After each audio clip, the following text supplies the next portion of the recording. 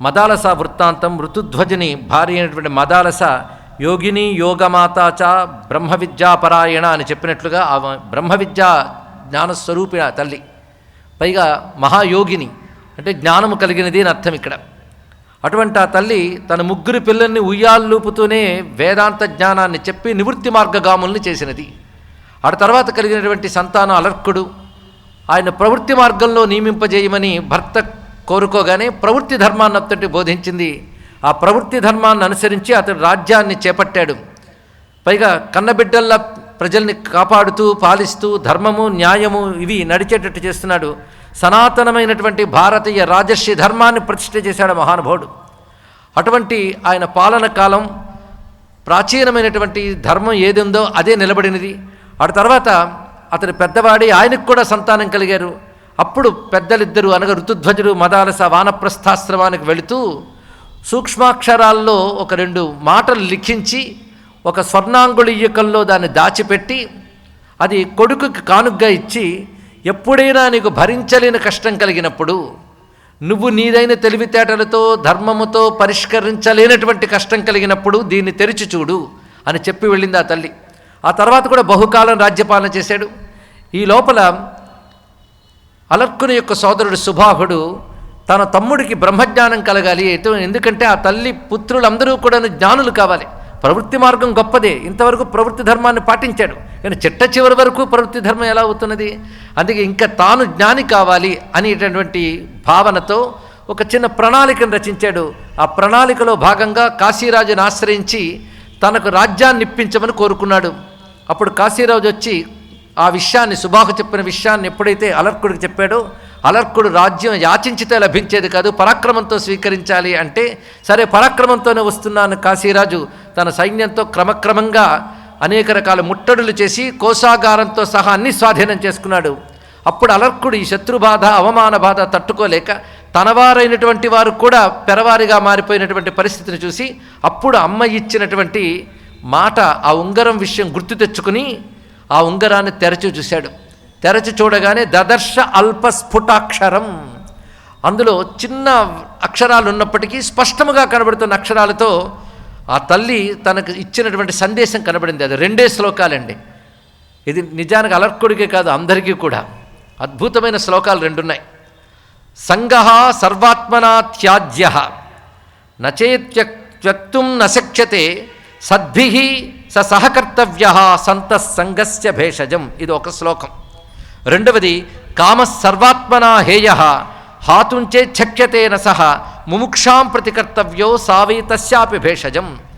ఈ 2 శ్లోకాలు ఎప్పుడు ప్రతివారు గుర్తుపెట్టుకోవలసినవే. ఆవిడ ఉంగరంలో దాచిపెట్టినట్టు మన హృదయంలో దాచిపెట్టుకోవలసిన శ్లోకాలండి ఈ 2 కూడా. మొదట చెప్తున్న మాట ఏంటంటే సంగః సర్వాత్మనా త్యాజ్య. సంగం అంటే మరొక విషయంతో సంపర్కం, మరొక దానితో సంపర్కం ఎప్పుడూ కూడదు. సంగమన్న స్నేహమన్న ఒకటే అర్థం, ఇంకొక దానితో అనుబంధం కూడదు. అయితే సంఘాన్ని విడిచిపెట్టడం అనేది కష్టమని నీకు అనిపిస్తే, ఆ సంఘం నువ్వు ఉంచుకోవాలనుకుంటే మాత్రం సద్భిః సహకర్తవ్య. ఒక పని చేయి, సంఘం విడిచిపెట్టుకోలేని అంటున్నావు కదా, సత్పురుషులతో సంఘం పెంచుకో. సత్పురుషులతో సంఘము సంగమునకు మందు అన్నారు. సంతః సంగస్య భేషజం అంటే సత్సంగంగానే ఉంటే నీకు ఇతర విషయ సంఘం పోతుంది. అందుకే సత్సంగం చాలా గొప్పది. అంటే దేనికో దానికి అంటుకోవడం నాకు అలవాటు కదండి, మీరు అంటుకోవద్దు అంటున్నారు ఏంటండి అంటే సత్పురుషులను అంటుకో, అప్పుడు ఇంకా మిగిలిన అంట్లన్నీ పోతాయ్యా అని చెప్పాడు ఇక్కడ. అందుకే సంతః సంగస్య భేషజం, సత్సాంగత్యం సంగరాహిత్యానికి కారణమవుతుంది. ఇదే మాట భగవత్పాదుల వారు సత్సంగత్వే నిస్సంగత్వం అని గొప్ప మాట చెప్పారు. మనకు అది పాటగా అలవాటైపోయింది, కానీ ఉపదేశంగా ఇంకా మనం జీవితంలోకి తెచ్చుకోలేకపోతున్నాం. సత్సంగత్వే నిస్సంగత్వం. అసలు నిజానికి ముక్తికి పరమ ప్రధానమైన మార్గం ఏంటంటే నిస్సంగం. దేనితో సంఘం లేనివాడే పరమాత్మను పొందగలడు, ఎందుకంటే పరమాత్మ నిస్సంగుడు గనక. అయితే నీకు సంఘం అలవాటైపోయింది కదా, అలవాటు ఎలా వదులుకోగలవు అంటే సత్సంగం పెట్టుకో. అందుకు సంఘం విడిచిపెట్టవలసినదే. విడిచిపెట్టలేను అనుకున్నప్పుడు సత్పురుషులతో సంఘం ఏర్పరచుకో. ఇది మొదటి సందేశం. రెండవ సందేశం కామః సర్వాత్మనా హేయ. హేయ అన్నా కూడా విడిచిపెట్టదగినది అని అర్థం. కామము అంటే కోరిక విడిచిపెట్టాలి. అంటే సంగము కోరిక ఈ రెండు విడిచిపెట్టిన వాడు శాంతంగా ఉంటాడు. శాంతంగా ఉన్నవాడు శాంతస్వరూపమైన పరతత్వాన్ని తెలుసుకోగలడు. ఇది మొత్తం ఉపదేశం అంతా ఇక్కడ ఉన్నదండి. ఇక్కడ అంటే కామః సర్వాత్మన హేయ, అది కూడా విడిచిపెట్టవలసిందే. ఎలా విడిచిపెడతానండి అంటావా అంటే, కోరికగా నేను విడిచిపెట్టలేకపోతే ఒక కోరిక పెట్టుకో అన్నాడు. సంఘం విడిచిపెట్టలేకపోతే సత్సంగం, కోరిక విడిచిపెట్టుకోలేకపోతే మోక్షం కావాలనే కోరిక పెట్టుకో అన్నాడు.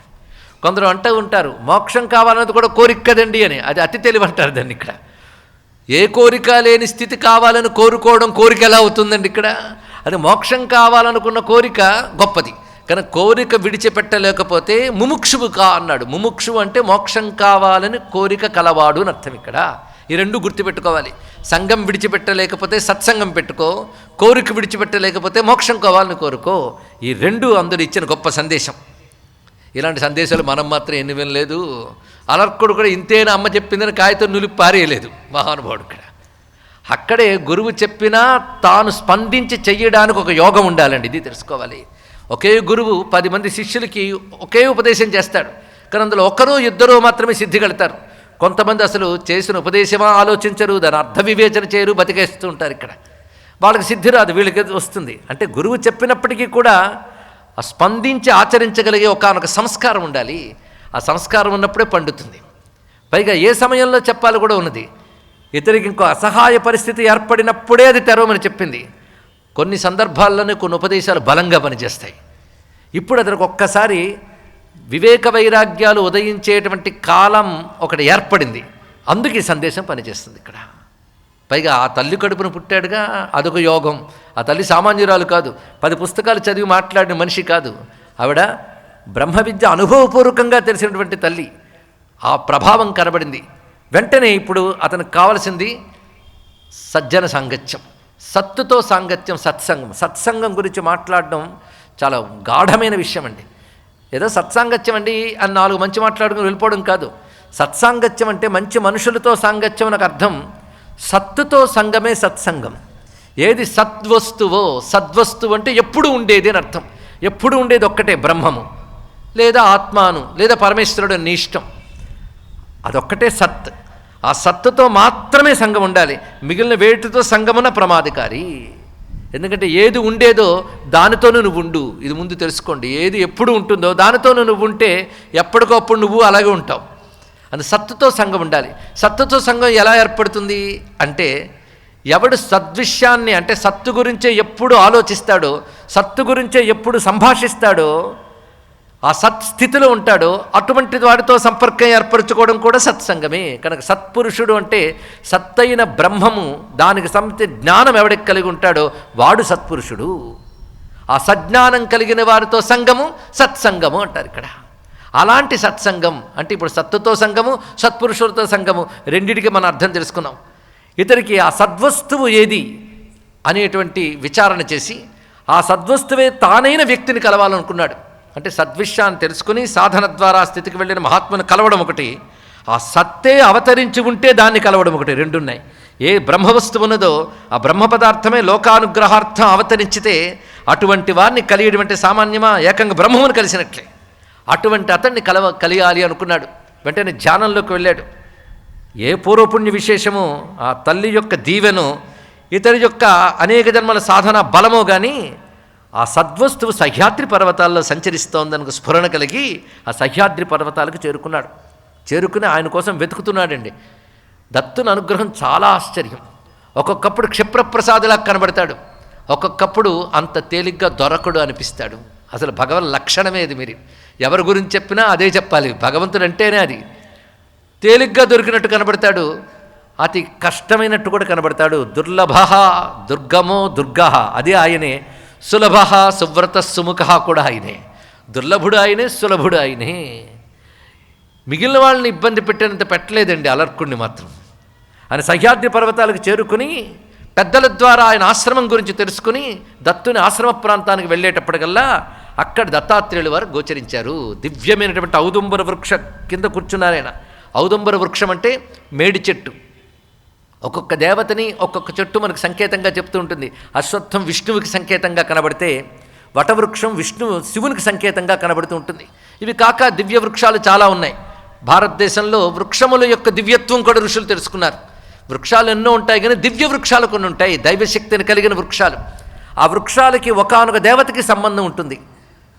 అంటే ఆ వృక్షాల్లో ఆ దేవతా తత్వం కూడా తెలియబడుతుంటుంది. అందుకే దత్తాత్రేయ స్వామి వారంటే అందరికీ కూడా ఔదంబర వృక్షం గుర్తొస్తుంది. అసలు దివ్య వృక్షములని భగవత్ స్వరూపాలనే భావం మనకి వేదముల యందు కూడా కనబడుతున్నాయి. వృక్షేభ్యో హరికేశేభ్య ఇత్యాది మాటల్లో గోచరిస్తాయి. అదేవిధంగా నమో వృక్షాయ అనే మాట కూడా ఏకంగా ఒక వృక్ష స్వరూపంగా కూడా భావించడం జరుగుతుంది. న్యగ్రోధోదుంబరో స్వత్థాణూరాంధ్రనిషూదన ఇత్యాది వాక్యాల్లో న్యగ్రోధము, అశ్వత్థము, ఔదుంబరము అని 3 మహావృక్షములు విష్ణు విభూతులుగా వర్ణించారు. ఇందులో మరో విశేషం ఏంటంటే ఆ వృక్షాల పేర్లకి అర్థం, వృక్షస్వరూపం ఆలోచిస్తే భగవంతుడే భగవత్తత్వమే గోచరిస్తుందండి. ఔదుంబరం ఎలా ఉంటుందంటే, ఔదుంబరం అంటేనే చాలామందికి తెలుసు కదా, మేడిపళ్ళు, మేడి చెట్టు. మేడిపండులకు విశేషం ఉన్నది. మేడిపండు చూడ మేలుమయ్యుండును, పొట్ట విప్పు చూడ పురుగులుండు. కొన్ని తరాల తర్వాత ఇది కూడా వేదమంత్రంలాగా అర్థం కాని పరిస్థితి ఏర్పడుతుంది తెలుగువారికి. తెలుగు పద్యం కదా, ఇది తెలియని పరిస్థితి ఎలాగ ఏర్పడుతుంది. మేడిపండు లోపల అనేక రకాల పురుగులు ఉంటాయట, అది విశేషమే. అయితే చిత్రం ఏంటంటే ఆ పండులో పురుగుల్ని కానీ అడిగితే ఆ పండు తప్ప మరో ప్రపంచం లేదంటుంది. గమనించండి, పండులో పురుక్కి పండే ప్రపంచం. ఇలాంటి పళ్ళు ఎన్నో ఉన్నాయన్న విషయం పురుక్కి తెలియదు. ఆ మేడి పండే దానికి బ్రహ్మాండం, కానీ ఇలాంటి బ్రహ్మాండాలు ఎన్నో ఉన్నాయని ఎరుకు దానికి లేదు. అదే బ్రహ్మాండం అనుకుంటూ ఉంటుంది. అలాగే మనం కూడా అనేక కోటి బ్రహ్మాండాల్లో ఒక బ్రహ్మాండంలో ఉంటూ ఇదేదో ఇది తప్ప మరొకటి లేదనుకుని ఇంకా కంటికి కనబడని వస్తువు అనేది ఉండనే ఉండదు అనేటువంటి నాస్తికవాదాలు ఇవన్నీ మనకు కనబడుతుంటాయి. ప్రత్యక్షవాదం, ఈ ప్రత్యక్షవాదం అంతా కూడా మేడిపండులో తిరిగాడే పురుగు అదే ప్రపంచం అనుకోవడం లాంటిది. కానీ ఇలాంటి మేడిపళ్ళు ఎన్నున్నాయో, అంటే ఇలాంటి బ్రహ్మాండాలు ఎన్నున్నాయో, ఇన్ని బ్రహ్మాండాలకి, ఇన్ని మేడిపళ్ళకి ఒక వృక్షమే రసాన్నిస్తూ పోషిస్తున్నట్లుగా ఇన్ని బ్రహ్మాండాలకి ఒకే బ్రహ్మము వృక్ష ఇవ స్తబ్ధో దివితిష్టత్యేకః అని వేదమాత చెప్పినట్లుగా ఆ వృక్షము వలె ఉంటూ ఇన్ని బ్రహ్మాండాలను పోషిస్తున్నది ఆ బ్రహ్మమే. అనేక కోటి బ్రహ్మాండ జనని దివ్య విగ్రహ అని ఆ పరతత్వాన్నే మాతృరూపంగా మనం జగన్మాతగా ఉపాసిస్తున్నాం కదా, అదండి ఔదుంబరం అంటే. అలాంటి సర్వబ్రహ్మాండ తత్వము చెప్తున్న ఔదంబర వృక్ష మూలంలో ఉన్నట్టు ఆయన, అంటే సర్వబ్రహ్మాండములకు మూలము నేనే అని చెప్తున్న తత్వం అది. అటువంటి స్వరూపంతో గోచరిస్తున్నాడు. ఇంకా ఆయన చుట్టూ శునకములు ఉన్నాయని చెప్తారు చాలామంది. దత్తాత్రేయుడి యొక్క స్వరూపం చాలా ఆశ్చర్యం.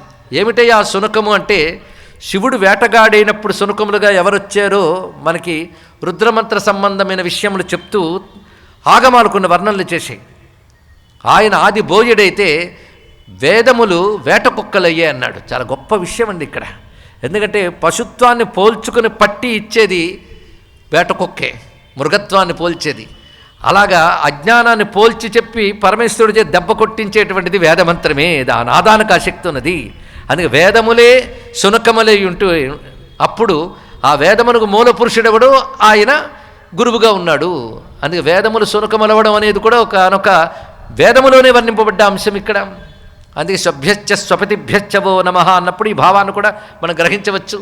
అందుకే వేదములే శునకములే చుట్టూ ఉంటే కూర్చున్నాడు మహానుభావుడు ఔదంబర వృక్ష మూలంలో. పైగా 6 చేతులతో ఉన్నాడు. పైన చేతులతో శూలము డమరకము పట్టుకుని, మధ్య చేతుల్లో శంఖము చక్రము ధరించి, క్రింది చేతుల్లో కమండలువు అక్షమాల ధరించి 3 వన్నెలతో ప్రకాశిస్తున్నాడు. ఆయన తెలుపు, ఎరుపు, నీలకాంతులతో గోచరిస్తున్న స్వరూపము. అటువంటి దత్తుని యొక్క మహాస్వరూపాన్ని చూసి సాష్టాంగ నమస్కారం చేసి ఆశ్రయించాడు అలర్కుడు. అలర్కుడు ఆశ్రయించి అడుగుతున్న ప్రశ్న చూడండి. ఈ సన్నివేశాలు జాగ్రత్తగా అధ్యయనం చేయాలి. మనం ఎక్కువగా వేదము, వేదాంతము లేదా యోగము చెప్తున్నాం అనుకోవద్దు, సారభూతంగానే గ్రహిస్తున్నాం. నాకు తెలుసు కాలపరిమితి ఎంత ఉందో. ఎంత చెప్పిన ఇంకో 3 రోజులు. ఈ 3 రోజుల్లో నేను ఏదైతే మొదటి రోజు ఇవి చెప్పబడతాయని ప్రమాణం చేయడం జరిగిందో అవన్నీ చెప్పాల్సిందే. ఏమిటి అంటే, అన్వీక్షకైం అలర్కాయ ప్రహ్లాదాదిభ్య యూచివాన్ అన్నాడు. అలర్కాయ ప్రహ్లాదాదిభ్య, అందులో ఆదిభ్యలో ప్రహ్లాద చెప్పుకున్నాం మనం, అలర్కుడు చెప్తున్నాం. అలాగే మరొక శ్లోకంలో యదు హైహయాధ్యాహ అన్నాడు. ఇక్కడ యదు హైహయ, యదు అంటే యదు మహారాజు, హైహయుడు అంటే కార్తవీర్యార్జునుడు. ఆది అని చెప్పినప్పుడు ఇంకా ఎందరో ఉన్నారు, వాళ్ళు 4 కాదు. అయినప్పటికీ ఆది గురించి విడిచిపెట్టి పేర్లు చెప్పిన 4 గురించి 9 రోజుల్లో పూర్తి చేయాలని దీక్ష పట్టాం కనుక ఆయన చేసిన ఉపదేశం వదలలేం, మొత్తం చెప్పలేం. అది పరిస్థితి ఇక్కడ. వదిలేమో ప్రయోజనమే ఉంది. అమ్మాయి ఉపదేశం వదిలిస్తే బాగుండండి, కథ చెప్తే బాగుండు అనుకునే వాళ్ళు ఉంటారు. కానీ ఉపదేశం వదలని ఇక్కడ జరగదు. ఎందుకంటే దత్తాత్రేయ స్వామి ఒప్పుకోడు, కొడతాడు నన్ను. అందుకే ఆయన చెప్పిన యోగాదేశకరహ విభూ అనే మాట ప్రతిరోజు స్మరిస్తున్న ఆయన అవతారమే యోగాదేశకరావతారం. యోగాన్ని ఆదేశించినటువంటి మహానుభావుడైనా. అందుకే ఆయన ఉపదేశం తెలుసుకోవాలి. ఉపదేశం ఒక్కొక్కరికి ఒక్కొక్కలా చేస్తున్నాడు, అది గమనించవలసిన అవసరం. అక్కడ ప్రచ్ఛన్న రూపాలతో అవధూత వలె గోచరించి ప్రహ్లాదునికి, అటువైపు యదు మహారాజుకి బోధించాడు. ఇక్కడ దత్తునుగానే గోచరిస్తున్నాడు ఆ మహర్షి. దత్తుని ఎందుకు మహర్షి అన్నామనేది కూడా తర్వాత రహస్యం తెలుస్తుంది. ఆయనకంటే ఋషి ఎవడు ఉంటాడండి? విశ్వాధికో రుద్రో మహర్షి అని ఉపనిషత్తే చెప్తుంది. పరమాత్మకే మహర్షి అనే పేరు సరిపోతుంది. మహర్షి కపిలాచార్య అని చెప్పినట్లుగా పరమేశ్వరుడు జ్ఞానస్వరూపుడు. జ్ఞానమే ఋష్యత్వం, మరేమున్నది? అందుకే మహర్షి స్వరూపుడైనటువంటి దత్తాత్రేయ స్వామి వారు ఆ బోధించే పద్ధతి తెలుసుకోవాలి. ఎలాగైతే ఏ బోధైనా ఒకటే అనుకుంటున్నాం, కానీ బోధించే పద్ధతి ఒకటి ఉన్నది. అది శిష్యుడి యొక్క స్థాయి బట్టి ఉంటుంది. ఏకంగా కూర్చో అంటూ ఓంకారంతో మొదలుపెట్టడం కాకుండా పద్ధతి ఎలా చెప్తున్నాడో చూడండి. ఇతను ఏ పరిస్థితుల్లోంచి వచ్చాడు, దానికి తగ్గట్టు బోధ ఉండాలి. తాను ఒకానొక దుఃఖంతో బాధపడుతూ తల్లి ఇచ్చిన మాటను ఒక సందేశం కింద స్వీకరించి పురాకృత సుకృతం వల్ల దత్తుని దర్శనం చేయగలిగాడు. ఇది పరిస్థితి. దుఃఖం అతన్ని ఇక్కడి దాకా తీసుకొచ్చింది. వెనకాలన్న సుకృతం అవనే తర్వాత చూద్దాం. భౌతికంగా కనబడుతున్నది మాత్రం ఒకానొక భరింపరాని దుఃఖం. దానితో వచ్చి శరణ వేడాడు. ఎప్పుడైతే ఆ విధంగా అకల్మషం అసంగినం ప్రణిపత్య అభిసంబూచ్య మహాత్మానం, ఎవరికి నమస్కారం చేశాడంటే మహాత్మునికి నమస్కారం చేశాడు. ఏ కలుషము లేనటువంటి అసంగికి నమస్కారం చేశాడు. అంటే ఏ మాయామాలిన్యము లేనివాడు నిస్సంగుడైనటువంటి పరమాత్మ అయిన దత్తాత్రేయ స్వామికి నమస్కారం చేసి బ్రహ్మన్ అని సంబోధించారండి. బ్రహ్మన్ అనే మాట బ్రహ్మజ్ఞాన్ని ఉద్దేశించి చెప్పాలి, లేదా పరమాత్మను ఉద్దేశించి చెప్పాలి. అంటే బ్రహ్మన్ కురు ప్రసాదం మే శరణ్యం శరణార్థిన దుఃఖాపహారం కురుష్వా దుఃఖార్తశ్చ వికర్మిణ. స్వామి, కూడనివన్నీ చేసి బాధపడుతున్న నాకు దుఃఖాన్ని పోగొట్టాలి నువ్వు, నేను నిన్ను శరణ వేడాను. అంటే జ్ఞానాన్ని నివ్వు అని అడగలేదు, దుఃఖాన్ని పోగొట్టు అన్నాడు. ఇప్పుడు దుఃఖాన్ని పోగొట్టడం అంటే దుఃఖాన్ని భౌతికంగా పోగొట్టడమా, దుఃఖాన్ని తత్కాలంగా కాకుండా పరిపూర్ణంగా పోగొట్టడమా, ఇది తెలియాలి. దుఃఖాన్ని పరిపూర్ణంగా పోగొట్టడాన్ని అత్యంతకు దుఃఖనాశనం అంటారు.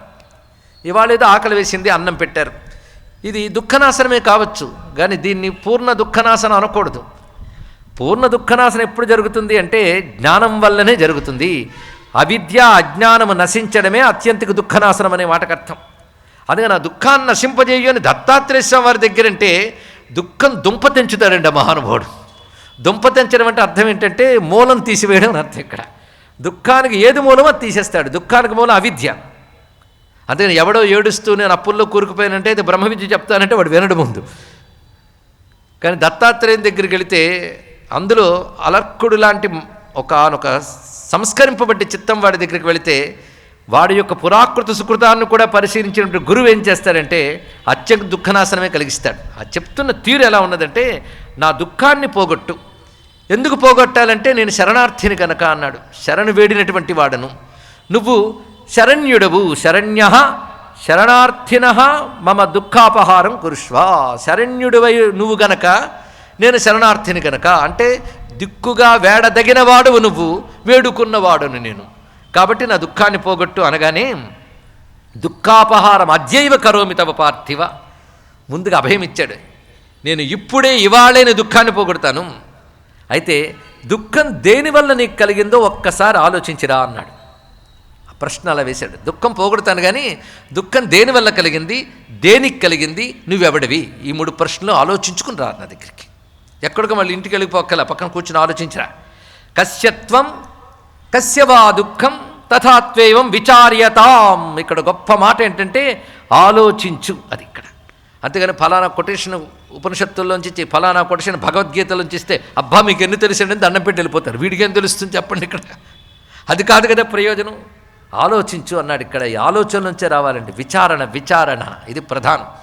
అందుకే విచారించు అని చెప్పగానే కొంతసేపు ఆలోచించాడు. వచ్చి నువ్వు చెప్పిన ప్రకారంగా ఆలోచించాను, నాకు దుఃఖం లేదన్నాడు. ఒకటే మాట చూడండి. వస్తూ చెప్పాడు నాకు దుఃఖం లేదు అన్నాడు. ఎంత గొప్ప విషయం అంటే, ఇదివరకు వేటికి దుఃఖం కలుగుతోంది అనుకున్నానో అది నేను కాదని నాకు తెలిసింది అన్నాడు. అది గొప్ప విషయం. దుఃఖం దేనికి?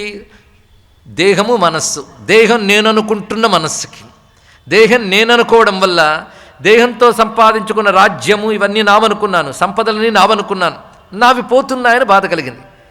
ఎప్పుడైతే నేనేమిటని విచారణ చేస్తే నేను కాని దేహానికి, నేను కాని మనస్సుకి కలిగినటువంటివి ఏవున్నాయో అవి నాకెలా అంటుతాయి? ఈ విచారణ అప్పటికప్పుడు పండిందండి ఆయనకి. ఇది మాత్రం అంత తేలిక. ఇత్యుక్త చింతయామాస సరాజాతేన ధీమత వివిధస్య చ దుఃఖస్య స్థానమాత్మానమేవచ. అన్ని దుఃఖాలకి కారణం ఆత్మయే అన్నాడు. ఇక్కడ జాగ్రత్త తెలుసుకోవాలి, ఆత్మకు దుఃఖం లేదు. మరి ఈ మాట ఎందుకన్నాడు అంటే నేననే భావన దేహమనందు అధ్యస్థమైనప్పుడు కలిగేటటువంటి దుఃఖము అధ్యాస వల్ల కలుగుతుంది. కనుక ప్రతి చోట ఆత్మశబ్దం అనగానే పరమాత్మ ఆ అర్థాలు గడిపోకూడదు. దేహాత్మ, బుద్ధ్యాత్మ ఇత్యాది మాటలు ఉన్నాయి. దేహము నేను అనుకునే భావన దేహాత్మ భావన, దానివల్లనే ఇది కలుగుతోంది. ఇప్పుడు నేను అన్నీ ఆలోచించక తెలుస్తున్నది ఏంటంటే అసలు నేనేమిటి అంటే ఆత్మ అంటే ఏమిటి, అనాత్మలంటే ఏమిటి అనేది విచారణ చేశాను నేను. ఆ విచారణ వల్ల నాకు తెలిసింది ఏంటంటే నాహముర్వీ నా సలిలం నా జ్యోతి నా తథానిల నా ఆకాశం కింతు శారీరం సమేత్య సుఖమిష్యతే. ఒక్కొక్కటి మొదలు పెడుతున్నాడు. నేను భూమిని కాను, జలాన్ని కాను, అగ్నిని కాను, వాయువుని కాను, ఆకాశాన్ని కాను. మరేమిటి అంటే ఈ పంచభూత సహాయముతో ఏర్పడిన శరీరము నాది అనుకుంటున్న జీవుడిని అన్నాడు. శరీరము శారీరము అంటే శరీరము నేను అనుకునే భావం ఏదుందో అది శారీరం. కనుక నేను అనుకుంటున్నాను, ఇదే అధ్యాస. ఇక్కడ గమనిస్తుంటే ఈ హెచ్చుతగ్గులన్నీ కూడా ఈ పాంచభౌతిక దేహానికి కలుగుతున్నాయి. పెరుగుట, తరుగుట, వృద్ధి చెందుట, క్షయించడం ఇత్యాది భావాలన్నీ కూడా ఈ పాంచభౌతిక వికారాలకే కలుగుతున్నాయి. న్యూన అతిరిక్తతాం యాతి పంచకేస్మిన్ సుఖాసుఖం. ఎక్కువ తక్కువ, సుఖము దుఃఖం అనేది పంచభూతముల వల్ల ఏర్పడినటువంటి దేహ తాదాత్మ్యం వల్లనే కలుగుతున్నది. నాకు ఎక్కువ లేదు, తక్కువ లేదు, నేను పరిపూర్ణుణ్ణి. పరిపూర్ణతకి ఎక్కువేంటి తక్కువేంటండి? అది హీనాధిక వివర్జిత అని చెప్పినట్లుగా ఎక్కువ లేదు తక్కువ లేదు, అది పరిపూర్ణత అంటే అర్థం. కనుక నా యొక్క తత్వము ఎక్కువ తక్కువ లేనటువంటిది, సుఖదుఖాలు లేనటువంటిది, కేవల చైతన్యమే నా స్వరూపం, ఆనందమైన స్వరూపం అని చెప్తూ మరి దుఃఖం దేనివల్ల ఏర్పడినది ఎంతకాలం అన్నానో అది కూడా కనిపెట్టా. ఇవాళ వచ్చిన దుఃఖం లేదన్నాను కానీ దుఃఖం కలిగింది మొర్రోన్ని దగ్గరికి రావడానికి కారణం ఏమిటి అది కూడా చెప్తున్నాడు ఇక్కడ. అది తథాచ మమతాత్యక్తే విశేషో నోపలక్ష్యతే. ఒక్క మాటే మమత్వం అని ఒక్క భావం చేత దుఃఖం అనేది కలుగుతుంది. ఇక్కడ చూపిస్తున్నాడు కారణం. నాది అని ఒక భావం ఏర్పడగానే దుఃఖానికి హేతు అవుతుంది. నాది అనేది ఎక్కడి నుంచి ప్రారంభమవుతుందంటే దేహం నుంచి ప్రారంభమవుతుందండి. దేహము, దేహముతో సంబంధించిన వస్తు సముదాయము, విషయములు అది అలా పెరుగుతోంది ఇక్కడ నాది అనే భావం. ఇప్పుడు శరీరం నేనా నాదా ఇది ఆలోచించవలసినది. మమత్వం ఎక్కడ ప్రారంభమవుతుంది? శరీరం అహం అనుకుంటున్నాం కానీ శరీరాన్ని నాది అని వెన్నుమార్లం లేదు. నా బాడీ అండి, నా కన్ను, నా చెవి అంటున్నప్పుడు నాది అనే భావం కనబడుతుందా లేదా? అది మమత్వమే. శరీరం మీద మమత్వం. ఈ శరీరంతో మరికొన్ని శరీరాల మీద మమత్వం. ఆ మమత్వం, ఈ ప్రేమ వేరు, మమత్వం వేరండి. మమత్వం అంటే వీడు నావాడు, వీడికే అన్న ఉండాలి, ఇంకోటికి రాకూడదు. ఈ భావం పేరు మమత్వం. ఇదేమి గొప్ప భావమేం కాదు, ఇది నీచ భావమే. ఇది నిన్ను పరిమితుల్లో చేస్తోంది, పరిధుల్లో పెడుతోంది. కానీ మమత్వం అనేటువంటిదే వీటన్నిటికీ కారణమని తెలుస్తున్నది. ఎందుకంటే శరీరంలో ఉండే ధర్మములు ఏమిటి? షడూర్ములు ఇత్యాదులు చెప్పబడతాయి. శరీరానికి జనన మరణ ధర్మం ఉంది, మనస్సుకి సుఖదుఖ ధర్మం ఉంది, ప్రాణధర్మములు ఆకలి దప్పికలు. అంటే ప్రాణం యొక్క ఉనికి వల్ల కలుగుతున్నవి ఆకలి దప్పికలు, మనస్సు యొక్క ఉనికి వల్ల కలుగుతున్నవి సుఖదుఖాలు, శరీరం వల్ల కలుగుతున్నవి జననం మరణం, ఈ మధ్యలో మార్పులు. ఇవి మూడు, ఒకటి శరీర ధర్మమే, ఒకటి మనోధర్మమే, ఒక ప్రాణధర్మమే. నువ్వెవడివి అది ఆలోచించు. నా ధర్మం సచ్చిదానందమే, ఇది నా స్వరూపము. నేను ఉండడం వల్ల వీటికి ఇవన్నీ ఆ చైతన్యం పొంది చూస్తున్నా కానీ ఈ లక్షణాలు ఇవి నాకులేవు. కానీ ఇవి నాకున్నాయి అనుకోవడం వల్ల ఇవన్నీ కలుగుతున్నాయి. మనస్యవస్థితం దుఃఖం సుఖం వా మానసం చెయ్యత్. సుఖం కానీ దుఃఖం కానీ మనస్సుకు సంబంధించినవి కనుక. ఎందుకంటే ఇంత చేస్తే స్థూల శరీరం జడమే. ఇది బాగుంది అది బాగోలేదని ఇంద్రియాలు చెప్తున్నా ఇంద్రియాలతో అంటుకున్న మనస్సే బాగుంది బాగోలేదనే భావాన్ని గ్రహిస్తోంది. అది సుఖదుఖాలను అనుభవిస్తున్నది. కానీ సుఖదుఖాలు మనస్సు అయినప్పుడు, మనస్సు నేను కానప్పుడు నాకు సుఖం లేదు దుఃఖం లేదు. నా సన్నిధి చేత మనస్సు పనిచేస్తోంది తప్ప మనస్సులో పనిచేసేవన్నీ నావి కావు అని నాకు తెలుసు. అదే నాహంకారో నచమనో బుద్ధిర్నాహం యతస్తతః. ఎక్కడ మొదలుపెట్టాడు? నాహముర్వీ దగ్గర మొదలుపెట్టాడు. భూమి నేను కాదు, జలము నేను కాదు అని మొదలుపెట్టి, అలాగే శబ్దస్పర్శాదులు నేను కాదు, ఎందుకంటే పంచభూతాలు నేను కాదు, వాటి గుణములు కూడా నేను కాదు అని చెప్పిన తర్వాత ఈ మనస్సు, బుద్ధి, అహంకారము, చిత్తము కూడా నేను కాదు. ఇవన్నీ నిత్యం విచారణ చేయవలసిందండి. నువ్వు ఒక చోట కూర్చునివి నేను కాదు నేను కాదు నేను కాదు నేను కాదు 10 మార్లు అనుకుంటే నేను కాదు నేను కాదు అనుకుని నేను ఎక్కడికి పోతుంది అదొకటి ఉంటుంది. అదేమిటంటే నేను కాదని అన్నీ తీసేసాక ఏది మిగిలిందో అది నేను. తదేకోవశిష్ట శివ కేవలోహం. ఆ మాట చెప్తున్నాడు. మనోబుద్ధి అహంకార చిత్తాని నాహం. మరెవరివయ్యా అంటే చిదానంద రూప శివోహం శివోహం. ఇది చక్కగా పాడుకునే పాట కాదు, నిరంతరం హృదయంలో మారుమ్రోగవలసినటువంటి మహామంత్రం అండి. అది భగవత్పాదుల వారికి మనకు నిర్వాణ షట్కమని, ఇంకో చోటు దశకమని రాసిపెట్టేశారు ఆయన. ఈ షట్కాలు దశకాలు నిరంతరం అనుకోవాలి. అనుకుంటే ఇలా అనుకోవడం అలవాటైపోయాక మనస్సుకి అది అలవాటై క్రమంగా ఇంకా మనస్సు అనేది వీటితో తాంగతి చెప్పడం మనస్సే పోయి ఆత్మలో లయమైపోతుంది. తెలుసుకోండి, ఇక్కడ అది జరగవలసినటువంటిది. అని నాహంకారో నచమనో బుద్ధిర్నాహం యతస్తత అంతఃకరణజం దుఃఖం పారక్యం మమ తత్కథం. ఇవన్నీ పర అంటే అన్యములు. అన్యములేను నాకెందుకు వస్తాయి? వాడిగవడికో తలనొప్పి వచ్చింది, నాకు వచ్చిందా? అవతలవాడి తలనొప్పి నాకు లేనట్టే నా మనస్సుకు కలిగిన సుఖదుఖాలు కూడా నాకులు. ఈ స్థితి తెలుసుకోవడం సామాన్యమండి. ఇక్కడ అవతలవాడు అన్నప్పుడు నీ వాడు మమభావం ఉన్నా తాదాత్మ్యం లేదు వాడితో, అందుకే నీకు అది తెలియట్లేదు. అదే నీ పిల్లాడు అనుకో, నీకు తలనొప్పి ఇంకా ఎక్కువ పెరిగిపోతుంది. ఇక్కడ కేవలం మమత్వం వల్లనే కదా. ఆ మమత్వం వదులుతున్న కొద్దీ నా అసలు తత్వం తెలుస్తున్నది. కానీ మమ అనే దేహం మీద పెట్టుకుని దాని తోడు అహం తెచ్చేసుకుని అహం మమ అని అంటాం, కానీ ఒకటే పదం అండి అది. ఇక్కడ నేను నాది అంటాం, నేను నాది కలిపి ఒకటే. నేను యొక్క ఎక్స్టెన్షనే మమ, మరొకటి కాదు. అది దేహం మీద పడగానే దేహం నాది, దేహం నేను అనే భావంలోకి వెళ్ళిపోయాం. దానితో పాటు దేహంతో సంపాదించుకున్నవన్నీ నావనుకుంటున్నాం. ఇప్పుడు వాటికి నేను వ్యతిరిక్తుడను అనుకున్నప్పుడు, అంటే వాటికంటే విలక్షణుని అనుకుంటే ఆ ధర్మాలు ఇవి నాకు లేవు కదా. ఇప్పుడు మన కారులో డ్రైవ్ చేస్తున్నాం, 10 రోజులు తిరిగాం కనుక కారు నేను అనుకోకూడదు. కారు మీద ఎవడో రాయేసాడు, అయ్యో నా కారు పాడయిందని బాధపడచ్చు, కానీ నాకు దెబ్బ తగిలింది అనుకోకూడదు కదా. అదేవిధంగా దేహంలో తిరుగుతూ దీనికేదో కలిగితే నాకయింది అనుకోవడం అని కాకుండా దేహానికి విలక్షణంగా నన్ను ఎలా ఆలోచించాలో చెప్తున్న మాటలివి. నాహం శరీరం న మనోమయోహం పృథక్ శరీరాన్ మనసస్తదాహం. మనస్సుకి శరీరానికి నేను పృథక్ అంటే వేరైన వాడను అనర్థం ఇక్కడ. తత్సంతు చేతస్యధవాపి దేహే సుఖాని దుఃఖాని చ కిం మమాత్ర. అందుకే దేహానికి మనస్సుకి సంబంధించిన సుఖదుఖాలు నాకెందుకుంటాయి? ఇప్పుడు నాకు తెలుస్తున్నది, రాజ్యం కోరుకుంటున్నాడు మా అన్న. ఈ రాజ్యం అనేది నాది అనే భావం దేహానికి సంబంధించిన రాజ్యం, ఆత్మకు సంబంధించిన కాదు. దేహం నాది అనుకున్న మనస్సు రాజ్యం నాది అనుకుంటున్నది. నాకు రాజ్యము లేదు, దుఃఖము లేదు, అభిమానము లేదు అనేటువంటి భావంలో నేను ఉన్నాను. రాజ్యస్య వాంఛాం కురుతేగ్రజోస్య దేహస్య యత్ పంచమయస్య రాసే గుణప్రవృత్యా మమ కిమ్ను తత్ర. పంచభూతములు, వాటికి సంబంధించిన గుణములు అవి ప్రవర్తిస్తూ ఉన్నాయి బాహ్య జగత్తులు, నేను ప్రవర్తించట్లేదు. ఒకప్పుడు సాత్విక భావం, ఒకప్పుడు రాజస భావం, ఒకప్పుడు తామస భావం. ఈ 3 గుణముల యొక్క ప్రవృత్తులు ఇవి దేహాన్ని ఆశ్రయించుకుని బయటకు వెళ్తున్నాయి. ఆ గుణములు కూడా నేను కాను. నతస్య హస్త్యాదికమప్యశేషం. నిజానికి ఈ అవయవాలు, ఈ ఎముకలు ఇవేవి కూడా నావు కావు. నా శరీరమే నాది కాదు అనుకున్నప్పుడు ఈ రాజ్యంలో ఉన్నటువంటి గజబలం, అశ్వబలం, పదాతి బలం, ఈ సంపదలు, కోశాగారాలు నావెలా అవుతాయి? కనుక నాకు శత్రువు లేడు, మిత్రుడు లేడు. ఇంతవరకు కాశీరాజు నా శత్రువు, మా అన్నయ్య ఇంతవరకు నా అన్న అనుకున్నాను, వాడే శత్రువు అయిపోయాడు అనుకున్నాను. ఇప్పుడు నా శత్రువు లేడు అసలు. తస్మాన్ నమేరిర్ నచమేస్తి మిత్రం మే నా అరిహి. నాకు శత్రువు లేడు, నా మిత్రుడు లేడు. దుఃఖం సుఖం నాపి పొరున్న కోశ. దుఃఖం లేదు, సుఖం లేదు, కోశం లేదు, అశ్వాల్లో ఏనుగుల్లో. నాణ్యస్యవా కశ్చన్ నామ చాస్తి. ఇక నా పేరిది, నా శరీరం ఇది అనుకోవడం, నామము రూపము ఈ 2 కల్పితములే అని చెప్తూ, ఇప్పుడు సుబాహు, కాశీరాజు శరీరముల వల్ల వాళ్ళ పైవాళ్ళు శత్రువులని భావం కలుగుతున్నది. కానీ సర్వవ్యాపకమైన చైతన్యం ఒకటే అయినప్పుడు ఇంకా వాడు పైవాడు వీడు నావాడని భావం ఎలా ఉంటుంది? వీరు నేమును మతి భ్రమణంబుల భిన్నులై ప్రవర్తిల్లక అన్నట్లుంటాను.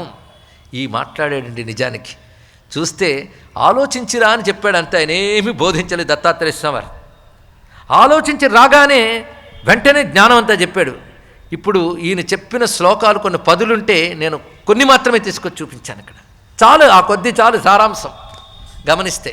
ఇందులో మీరు గమనించినట్లయితే నిర్వాణ షట్కంలో చెప్పినట్టు ఇంత చేస్తే చాలండి విచారణ, ఇంకేమిటి కాదు.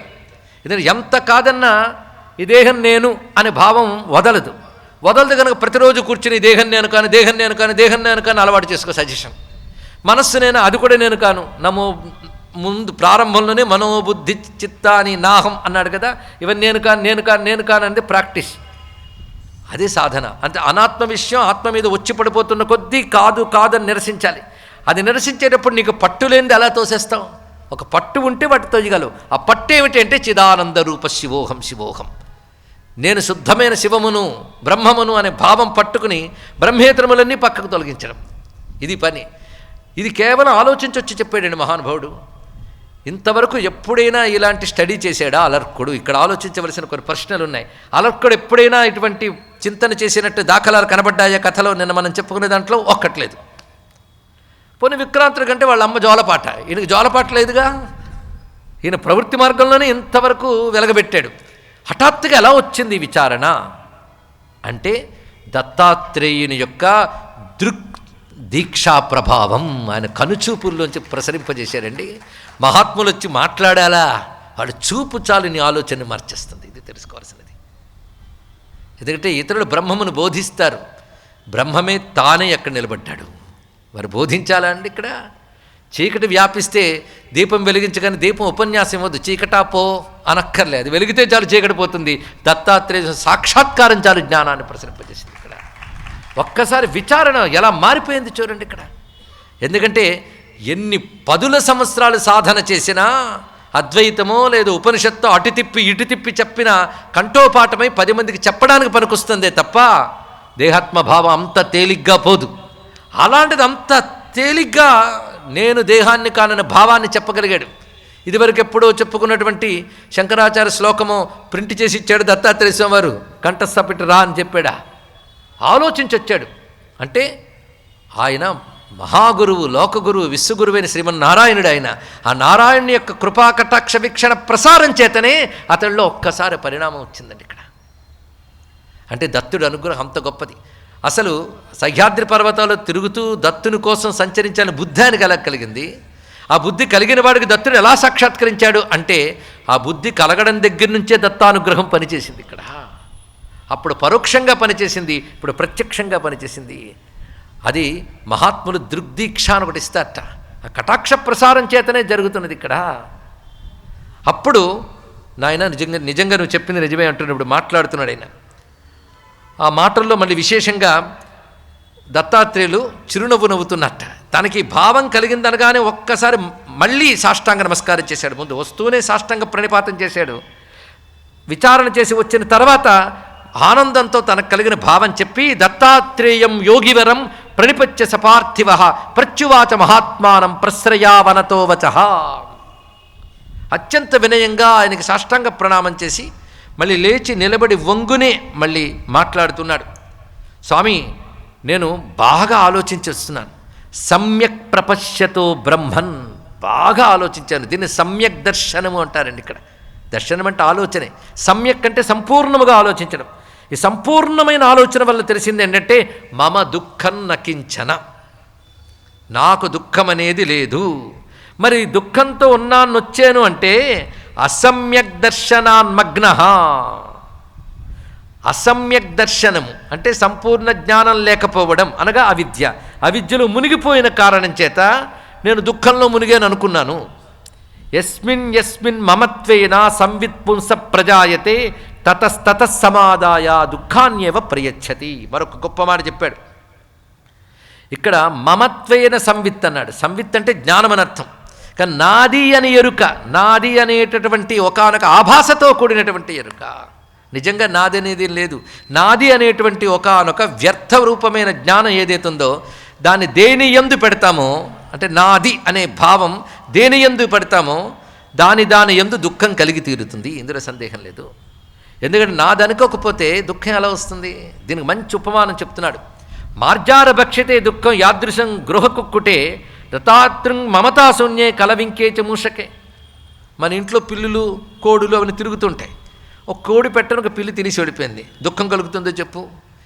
అదే కోడిపెట్ట మీద నా కోడిపెట్ట అనే మమకారం కొంచెమైనా ఉంటే అయ్యో పిల్లి తినేసిందని బాధ కలుగుతుంది. అంతేగాని ఒక కోడిపెట్టని పిల్లి తింటే నాకు బాధ కలగదు, ఎందుకంటే కోడిపెట్ట నాది అనే భావన నాకు లేదు కనుక. లోకంలో కూడా చూడండి, ఎక్కడో ఏదో ఒక ప్రమాదం జరిగింది, దేనికండి ఫలానా ఊరు వెళ్ళే బస్సుకి, అయ్యో మా అబ్బాయి దానిలోనే వెళ్ళాడే ఏమైపోయింది, ఒళ్ళంతా చెమటలు పడతాయి. అందులో యాక్సిడెంట్ అయింది కానీ ముఖాలు గుర్తుపట్టలేకపోతున్నామంటే ఇంక ఏడుపు పెడబొబ్బలే. ఆ తర్వాత అబ్బాయి క్షేమంగా ఇంటికి వచ్చాడు, వచ్చి అమ్మ నేను ఆ బస్సే ఎక్కలేదమ్మా అన్నాడు. అమ్మయ్య అని పోయింది. అక్కడ యాక్సిడెంట్ అలాగే జరిగింది, కొందరు పోవడం కూడా జరిగింది, నీకు దుఃఖం కలిగింది, ఇప్పుడు దుఃఖం పోయింది. అంటే పోయిన వాళ్ళలో నావాడు లేడనే భావమే కదా. కానీ దుఃఖం దేని మీద ఆధారపడింది? నావాడనే భావం మీద ఆధారపడిందా లేదా చెప్పండి. ఇక్కడ ఎవడో పోయాడని కాదు, నావాడు అనే భావం, ఇది తెలుసుకోండి. ఇక్కడ ఆ మమత్వం అంటే ఇలా ఉంటుంది. అది ఆలోచించి సోహం న దుఃఖీ న సుఖీ యతోహం ప్రకృతి పరహ, మమత్వం కల్పితం, ఎంత కాదన్న కల్పితం, అది ఒప్పుకోవలసింది. కానీ మనం విచారణ చేస్తుంటే తెలిసిపోతుందండి, కానీ ఒప్పుకోవచ్చింది బాధ. ఆ చెప్పిన వాడిని మాత్రం ఒక మాట అంటారు, చెప్పొచ్చాడండి వేదాంతం అంటారు. అదే అబద్ధం చెప్పాడండు, వేదాంతం చెప్పాడంట. అది ఒకటి అంటే అది సత్యమని ఒప్పుకుంటాం కానీ అంగీకరించలేం. ఎందుకంటే ఇంకా కొన్ని సుఖదుఖాలు మరికొన్ని జన్మలు రాసి పెట్టుంటే ఎలా అంగీకరిస్తామంటే అక్కడ. కానీ విచారిస్తే తెలిసిపోతుంది, అదే చెయ్యం. విచారించడం అంటే ఏడవడం కాదు. ఎందుకు ఆ విచారం అంటూ ఉంటారు లోకంలో, అది ఏడుపది. ఈ విచారం ఏడుపు పోగొట్టే విచారం ఇది. ఇక్కడ ఆ విచారణ చేసాడు మహానుభావుడు. ఇక్కడ దానితో చెప్తున్నాడు. అప్పుడు మాట్లాడుతున్నారు దత్తాత్రేయ స్వామి. బాగా చెప్పేవయ్యా నువ్వు, యథైతద్వ్యాహృతం త్వయా ఏవమేతత్, నువ్వేదైతే చెప్పావో అది నిజమే. మమేతి మూలం దుఃఖస్య నమమేతి చ నిర్వృతే. గురువు కదండి, ఒక్కొక్క మాట బుల్లెట్ పాయింట్స్ ఉంటాయే అలా పెట్టాడు, 2 పెట్టాడు ఇక్కడ. మమేతి మూలం దుఃఖస్య, నాది అనుకోవడమే దుఃఖానికి కారణం. అది వ్యక్తులతో కావచ్చు, విషయంతో కావచ్చు, ఒక పొసెషన్తో కావచ్చు. నీకొక హోదా ఉంది, నీకేదో ఒక విద్య ఉంది, ఒక ప్రతిభ ఉంది, సంఘంలో గౌరవం ఉంది, దానితో మమేకమైపోతాం. దానితో కూడిన ఒక అహం, అది దెబ్బతింటే బాధ, ఇవన్నీ ఏర్పడతాయి. అవి దెబ్బతింటాయి కూడా, ఎప్పుడో ఒకలా ఉండదు కదా పరిస్థితి, దానితో దుఃఖం వస్తుంది. అదే మమేత మూలం దుఃఖస్య నమమేతి చ నిర్వృతే. నా ప్రశ్న వల్లనే నీకు బోధ కలిగింది చూసావా. అందుకే మత్ ప్రశ్నాదేవతే జ్ఞానం ఉత్పన్నమిదం ఉత్తమం. ప్రశ్నతోనే జ్ఞానం కలగడం ఉత్తమం. కనుకనే ఆలోచించండి అని చెప్తుంది భారతీయ సనాతన ధర్మం. యుక్తికి స్థానం ఇచ్చేటువంటి ఒకే ఒక్క ధర్మం హిందూ సనాతన ధర్మం అండి, తెలుసుకోండి. యుక్తికి అంటే తర్కించు, ఆలోచించు అని చెప్తుంది. అయితే ఆలోచించండి, ఎవడు పెడితే వాడు ఎలా పెడితే ఆలోచించడమా? నువ్వు శాస్త్రముల ద్వారా సంస్కరింపబడిన బుద్ధితో ఆలోచించు, అది ఇక్కడ తెలుసుకోవాల్సింది. అదే శృతిమతస్తర్కోనుసంధీయతామని భగవత్పాలు వారు చెప్పినటువంటి మాట ఇది. మమేతి ప్రత్యయో ఏన క్షిప్త శాల్మలితోలవత్, ఎవరికైతే మమ అనేటువంటి భావం పోతుందో వాడు ఈ సంసారాన్ని ఎలా ఎగరగొడతాడో తెలుసా? పెనుగాలి వచ్చి దూదిని ఎలా ఎగరగొడుతుందో అలా ఎగరగొట్టేస్తాడు ఈ సంసార బంధాలని, దుఃఖాలన్నింటినీ పోగొట్టగలడు. కానీ దుఃఖాన్ని సమూలంగా ఎగరగొట్టే శక్తి నమమ అనే మాటలో ఉందయ్యా అన్నాడు. మనం యజ్ఞం చేసేటప్పుడు కూడా ఇంద్రాయస్వ ఇంద్రాయుధ నమమ నమమ నమమ 10 మార్లు అంటాం. నమమ నమమ నమమ అనే మాట తెలుసుకుని అది విచారణతో తీసుకొచ్చి దేహంతో సహా నమమ అనగలగాలి. ఒక చెట్టు కథ చెప్తాను విను అంటున్నాడు దత్తాత్రేయ స్వామి. దత్తుడి బోధల్లో కొన్ని మాత్రమే తీసుకుంటున్నామంటే అయ్యో మిగిలిన విడిచిపెట్టేశారు అనుకోవద్దు. ఆ కొన్నిటి సారం వ్యాఖ్యానించేటప్పటికల్లా మిగిలినవన్నీ అందులో వస్తాయండి. అలా చెప్పుకుంటున్నాం. అహమిత్యంకురోత్పన్నో మమేతి స్కంధవాన్ మహాన్. అహం అనే ఒక మొలక నుంచి మమ అనే కాండం పుడుతుంది అన్నాడు. ఇక్కడ ఒక చెట్టును మనం పరిశీలిస్తే దాని ముందు ఒక మూలం ఉంటుంది. ఆ మూలం ఏంటంటే అహంకారం, నేను అని ఒక భావం నుంచి నాది అనే స్కంధం పుట్టింది. అంటే చెట్టు యొక్క కాండం, అది ప్రధానం కదా, బోధి అంటారు, అది ఏర్పడింది. దాని నుంచి కొమ్మలు, అనేక కొమ్మలు ఉన్నాయి. గృహక్షేత్ర విశాఖాఢ్యాహ, నా ఇల్లు, నా పొలం, నా చోటు అంటూ ఏర్పడిన కొమ్మలున్నాయి. ఆ కొమ్మలకు చిగుళ్ళు తొడిగాయి. ఆ చిగుళ్ళు ఏమిటాయి అంటే పుత్రధారాది పల్లవ, నా భార్య, నా పిల్లలు ఇత్యాది చిగుళ్ళు తొడిగాయి. అవి ఆకులు కూడా దాని బాగా వచ్చాయట. అవేంటంటే ధన ధాన్య మహాపత్రో, ధనము ధాన్యం ఇత్యాది సంపదల పత్రములు అయ్యాయి. ఇది ఒకేసారి పెరగదు, నైకకాల ప్రవర్ధిత, క్రమంగా పెరుగుతూ ఉంటుంది. కనుక నేను మమయ్యి మమ అనేక వస్తువులతో కలిసి అనేక మనుష్య బంధాలుగా ఆకులుగా వెళుతూ ఉంటుంది. తెలిసింది కదా. వీటికి వచ్చే పువ్వులు ఉంటాయి, అవి పుణ్యాపుణ్య ప్రపుష్పశ్చ అన్నాడు ఇక్కడ. అవి 2 రకాల పువ్వులు, అవి పుణ్య అపుణ్య అన్నాడు ఇక్కడ. పుణ్యాపుణ్యములు. ఎందుకంటే ఈ మమ అని ఎప్పుడైతే అనుకుంటావో వాటి కోసం నువ్వు 2 రకాల పనులు చేస్తావు. కుదిరితే ధర్మం, కుదరకపోతే అధర్మం, అంతే కదా. ఒక్కొక్కసారి కుదిరితే ధర్మం కూడా చేయడానికి సిద్ధపడతాం.